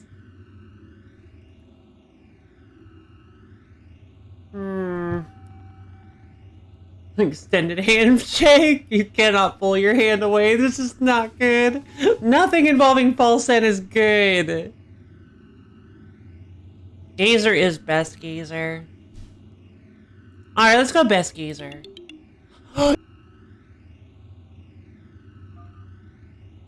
That was just the right choice. Oh my god. Oh, I would have felt so bad. Like, I wouldn't have known, but my heart would have. My heart would have known. Oh my god. A massive colorful Pevin that no other Pevins want to mess with. It's actually the Pevin King. Oh my god, we found him. Oh, wow. We have discovered the Pevin King.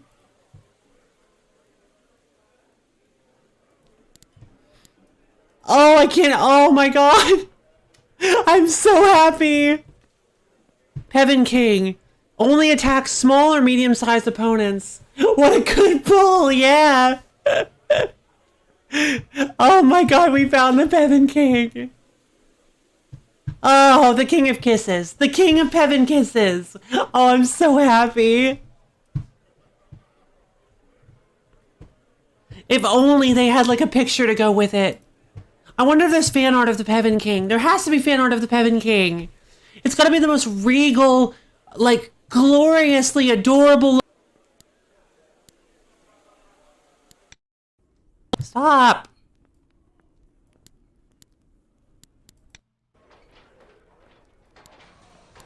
Okay. Ah, I missed this. You come across a large stone door. Look closer. The door is bolted shut with a shoddy red lock. Attempt to force it open. As you begin to hack away at the lock, a tamed Kimisa crawls closer and begins to rub its head against your leg. We'll obviously give it some attention. This is clearly a trap, but I'm going to do it anyway. The Kimisa pants up at you happily. Pet it. The Kimisa licks your arm and seems to like it. Like that. Continue petting it. Or attempt to pick it up. Continue petting it. The Kimisa looks pleased, rolling onto its back. Well, that's cursed, but rolling onto its back, the Kimisa shows you its belly. Stab it! Jesus! Rub its tummy. The Kimisa's legs kick around playfully in the air. This is like the best roleplay I've ever seen. It's like you get to roleplay each individual step of giving a dog love. Throw a small item out for it to fetch. I'm tempted to go with the awesome detector, because who cares? Like, The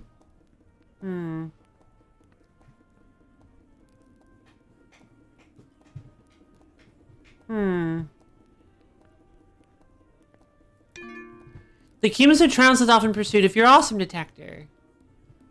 Wait for the Kimisa to come back.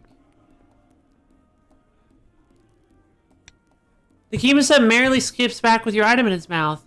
It's covered in drool. You probably don't want to touch that. Oh. Throw a small item out for it to fetch.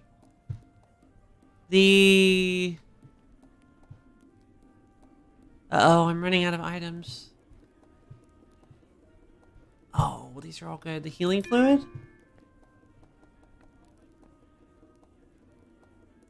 I like how the item falls in most high up seemingly has no use. Yeah.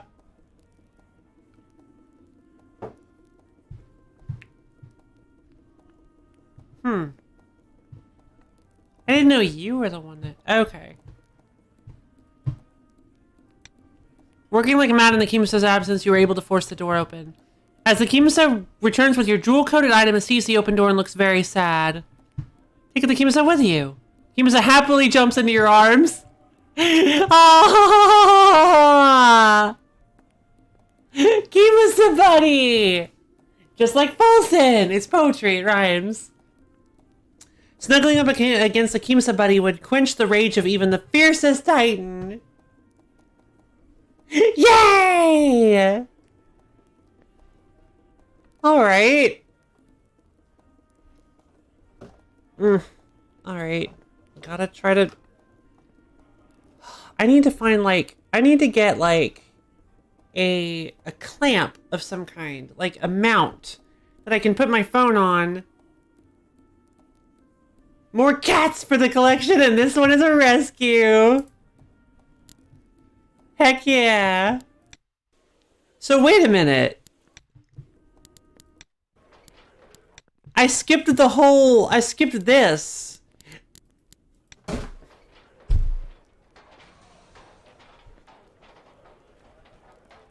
Excuse me, the pretzel box is not cooperating. There we go. No.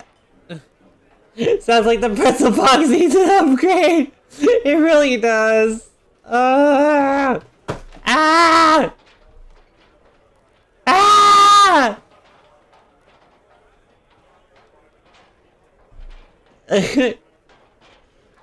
Why did it trigger my lock screen? That doesn't make any sense. Alright, so we're gonna go back through here. Because we deserve it. We've earned it. Whoa. That tower looks like it leads to the roof, but there's something guarding it. Is that a three-headed alchemist? Oh my god! Wow, that's a bit terrifying. Examine cage stacks. Rows of massive animal cages are stacked high on both sides of the walkway. Several sniper towers stand tall in front of the tower entrance. You can't help but wonder what they're guarding. Or defending against. Hi, friend. Examine Alka Cerberus. That is a big Alka beast. You don't see a way past it. Approach it. All three Alka beast heads suddenly turn towards you. Hey there, big fella. You've somehow offended the Alka beast. The Alka beast swings its giant arm into a nearby sniper tower. The huge structure collapses upon you, pinning you down beneath its weight. No way! As the mammoth beast approaches, you spot Juro on another archer tower. He takes one look at your situation and doubles back. Oh, hey, stranger. See you've got this covered. Juro, help me! What am I supposed to do? Come on, Juro! You're like so willing to get into danger at all times, but as soon as one three-headed Alka beast approaches, oh, suddenly you're too good to fight it. Suddenly you're too good to cause mischief. Oh, suddenly you're not ready to fight a three-headed Alka beast. Come on, grow a spine, man. Stab it in the back. Throw a javelin into it. Juro hurls a javelin into its back. The Alka beast doesn't even seem to notice it. Smear its blood, more like too young to die. He's fine. He didn't do anything. Throw another. Hurls another javelin in the monster's back. The Alka beast grunts but does not falter. It's not even stunned. Don't give up. Hit it again. With an exhausted yell, Juro hurls another javelin toward it. A meaty thump is heard from the Alka beast's back as the javelin bounces harmlessly to the ground. The Alka beast now towers above you. It raises its giant claw. Juro suddenly leaps on its back, impaling it through the jaw with an electrified javelin. Genius. All three Alka beast heads howl in agony as Juro executes a flawless aerial off its back and runs over to your aid. Yeah! Grabbing you by the arms, Juro yanks you free from the debris. You both begin running from the furious Alka beast. It's going to catch us! Knock its legs and out from under it with a wind weapon or item. They offered me like 2 or 3 wind weapons. Oh my god. Bola Blaster?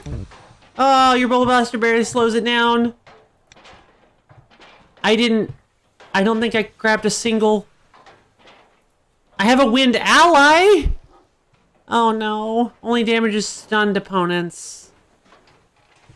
Okay, so that is pretty good then, because I have so much stun. Big red button. But it has, I know! That's why I'm confused. Skeleton Chi. What?!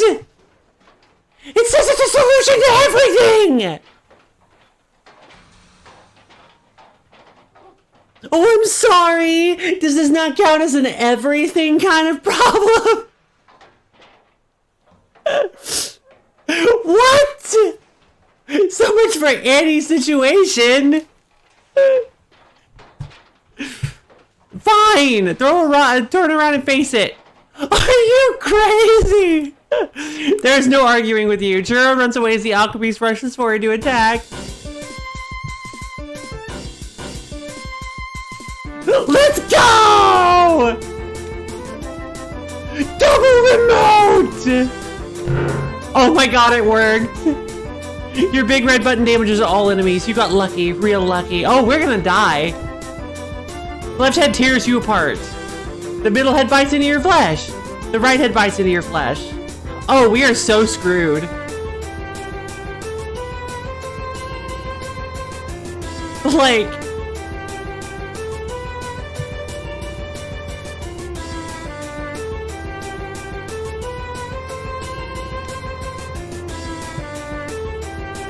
No, there's no way. No.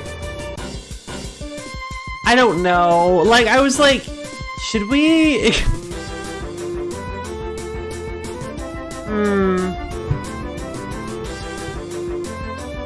Sash plus AoE. Sash. Yeah. I can't use AoE anymore. I don't have anything that just does AoE. Oh, wait! Yes, I do! Shield Sash. You wrap the shield sash around your head. Tornado! Tornado devastates everything in its path. Everything. Bites into your flesh. Your shield sash doesn't help you so much. It's just a piece of cloth after all. You take 5 damage. Come on. Healing fluid.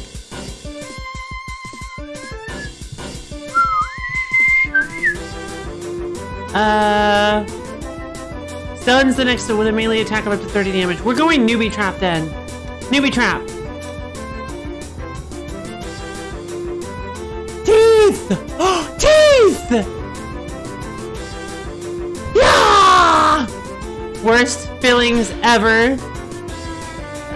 Alcacerberus's left head walks right in the newbie trap and chops. Oh, it only affects the next one? Crap. I didn't know that.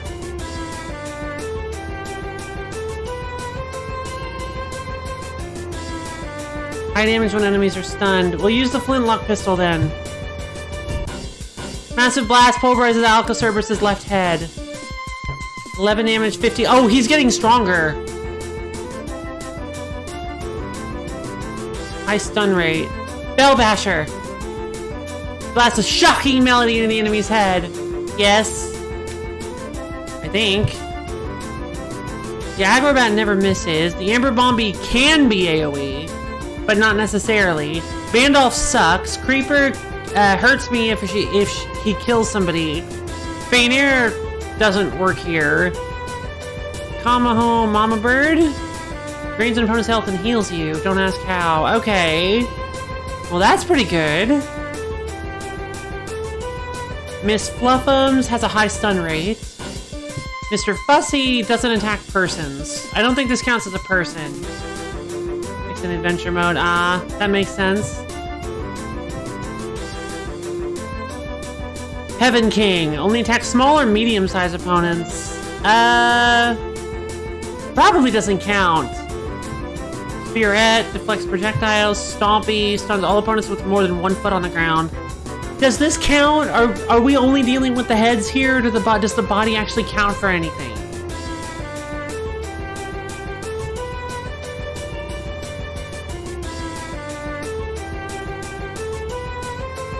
It has to count.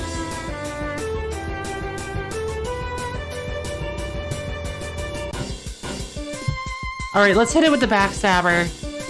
Shoink! Impale him with your backstabber. Tears you apart. The right head is about to explode. Oh! Because of the blood?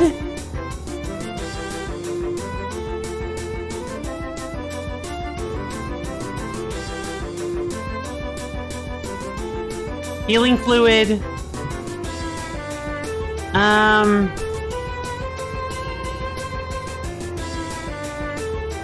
Taser Thrasher. Oh boy. I mean, yeah, alright, fine, I'll try it! Stompy. Stompy's feet causes a small earthquake. Alright, it worked. I don't know, I'm like, maybe I should try to kill the head first.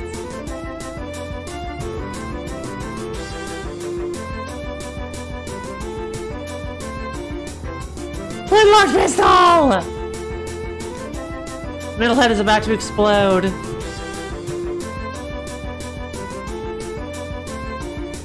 That's a lot of teeth. Dentist drill! Oh, am I going to want to wash with water after what you just did? I don't know, I was like, I'm panicking, I'm sorry! The headless Alcacerberus trips and skids across the dirt.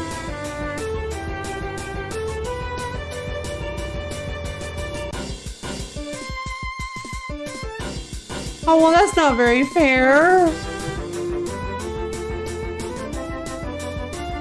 Okay, this has to be the end of the chapter. This literally has to be the end of the chapter. Bolt barrier. Headless stumbles forward and face plants, kinda. Lightning rod. And then we use the bell basher. No, not the bell basher. The taser thrasher. The Alcocerberus has no more heads. Finish it off! It's weak to electricity. Oh, because of the lightning rod. You club Alcocerberus in the skull, in quotes, with your taser thrasher. Okay, but now it's a single target stun time. Yeah, baby. Flintlock pistol! Boosh! A single flintlock pistol blast sends Alcocerberus flying. You take the destroyed heads of the mighty Alcabeast. Strong loot obtained. Whoa, what is this? What a monstrosity. 3 fearsome heads that once belonged to a monstrous Alcabeast. Whoa. Alright, well, looks like that was the end of the chapter. Cerberus heads. Neat! These heads contain several different elemental properties. I'll put them all in one weapon. Well, you avoided the last boss, so I guess it's boss loot. Oh, no! So I should have fought the guy! Avoided the last boss. You're right, I did! I did it! So, okay, so you can avoid the bosses, but I don't really think it's a good idea. Except for a few things, my item will protect you from everything. Gazer throws up in his arms in an attempt to look big and scary. Not really selling me on that one, I'm afraid, Gazer. Like, I hate to say it, but Gazer, for the first time, Gazer is actually not selling me as much as these guys are. We have, like, the perfect weapon. I think Falson's is the best, yeah.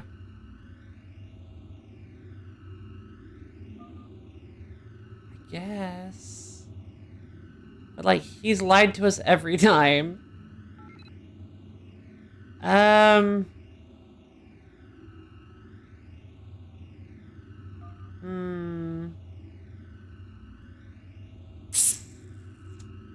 You're right. Well, Kamaho will give us a weapon. I mean, yeah, let's go with the trident. A long, heavy trident with 3 multicolored prongs. Plus, that's super cool. Gazer steps in front of you. Hi, Falson. Jesus. Gazer puts his fists up. You want to fight? Gazer nods. Oh. What? Well, okay. Everything is the same as any situation. Fight Gazer. What will you do? Let Gazer attack first. Gazer stares at you. Gazer walks away. Huh. Huh.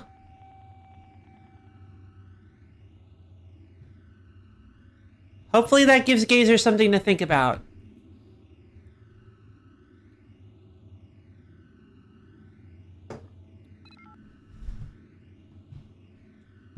Gazer picked the fight. It was only right that Gazer got to throw the first punch. Gazer didn't have the guts to throw the first punch. I'm not going to do it for him.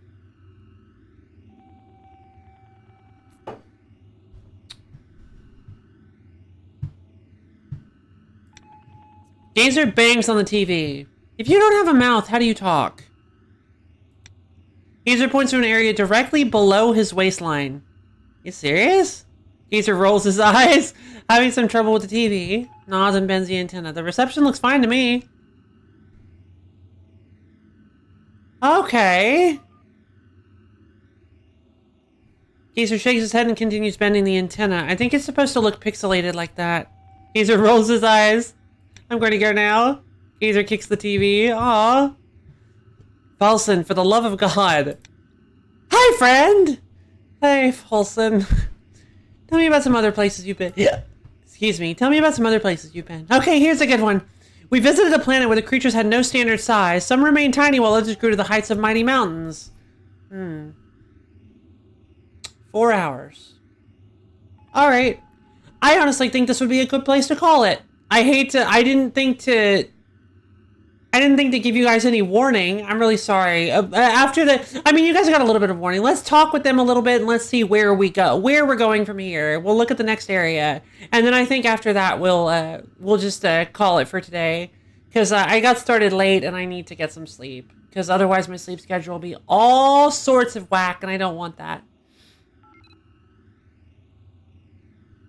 But we will play this game again. We will absolutely play this game again. Like, do not worry. We will continue this. I hate, right after you said I wonder what will happen next, too. I'm sorry, Mellowbee. Between chapters is a good stopping point. Yeah. We visited a planet where the creatures had no standard size. Some remained tiny while others grew to the height of many mountains. Naturally, all the big creatures tried to enslave the small creatures, leading to a massive mini uprising. Literally joining forces, the tiny creatures fused their bodies together to become larger than all the tall creatures who had opposed them before. The now larger creatures immediately seized control of their former tormentors, reversing their roles completely. I know where this is going. Now the once large creatures fused together to become even larger than the once mini creatures that are now large. Hope there's enough room on the planet for the next revolution. Get it? Tell me another. Here's a good one. I recall a planet where people were completely obsessed with their looks. Funneling all their resources into vanity, these creatures grew so confident that they issued an intergalactic competition of beauty. Out of 256, get it? Competing planets, they got last place? I forgot to mention they were giant pus-spewing frogs. Huh. Tell me another. Here's a good one. On one planet we went to, there were these tiny parasites that would get inside your stomach and starve you to death, feasting on everything you consumed. So, tapeworms? Strangely, the people of that planet would intentionally eat them, swallowing them whole, sometimes dozens at a time. Oh, this is a little too real. That's when Kamaho figured it out. Years of reckless technology evolution had rendered all produce on this planet so toxic that the people were using these parasites to digest their food for them. Once the parasites had digested food, these people would down a special acid to break down the parasites into life-sustaining nutrients. Kind of a roundabout way to eat, huh? Anyway, they were all wiped out by a meteor. You are very close to me. Thanks, friend. You're very close to me, too. Why are you so close to me? Because I like you. I like you, too. I don't want to lie to him, though. Blushes? Okay, that was kind of worth it. Tell me about some other places you've been. Creatures have no standard size. Ah, okay. I'm gonna go now. Bye, friend. Hey, Kamaho. Oh, hello. How can I help you? What is your take on the current situation? Oh, on Delita, it's quite unfortunate that the Das have decided to raid while you're there. They sound like strong opponents. Be careful. Also, I'm not sure what to think about the Gissa, but it seems powerful. Keep pursuing that lead, and maybe you'll find that source of fuel we're looking for. I just can't shake the feeling that there's more going on here than we realize. What are you feeding that plant? It's human blood. I'm joking, of course. Falson acquired this plant on his travels. It feeds on a special formula made from compressed star butter and liquefied mandrake stem. However, those mandrakes were alive before we liquefied them, so I guess that doesn't make things much better. What? Is that a mandrake that you're watering? What is your, I'm going to go now. See you soon. Oh, it is red. Star butter. Yeah, I'm curious about star butter. Like, not gonna lie. Can't believe it's not star butter. Exit. Okay. Chapter 3. The Das Assault. Dun dun dun dun! And that is where we will leave off our story for today. The Das are invading. We've managed to kill the Alka-Cerberus and acquire the Trident. Let's see what the Trident actually does. After a nearly endless flight of stairs, you emerge onto the rooftop of the tower. A titanic roar shakes the building. Oh my god! Just outside, a massive creature stomps through the forest. Hopefully it's not interested in you. Well, that's a pretty good, yummy dinner. Oh, you mean you have yummy dinner? Oh, you got yummy dinner. Oh, I feel so bad. The stream is ending. I feel so bad. We just killed a giant Cerberus beast. we killed a giant Cerberus beast, and yeah, we are now in the whole fortress is being attacked by the Das, these like assassins, and we're kind of in the middle of all that. And apparently there's like a dragon outside. Yeah, not quite sure what's going on with that. We acquired a boss weapon called the Trident. A long, heavy trident with 3 multicolored prongs, hits with 3 elements: fire, electricity, and wind. So that's pretty strong.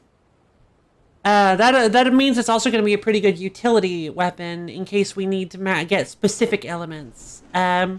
Because there was a point where we needed to use a wind element against the Cerberus to like bypass the fight, and we didn't have wind. So yeah. All right. Well, that's where we're leaving it off today. The fortress is being assaulted by both us and the Das. And we are stacked with all sorts of lovely friends, including the Piven King. All right. I think let's go ahead and put everything down. I guess I can just exit the game. I think it says it autosaves. Cool. All right.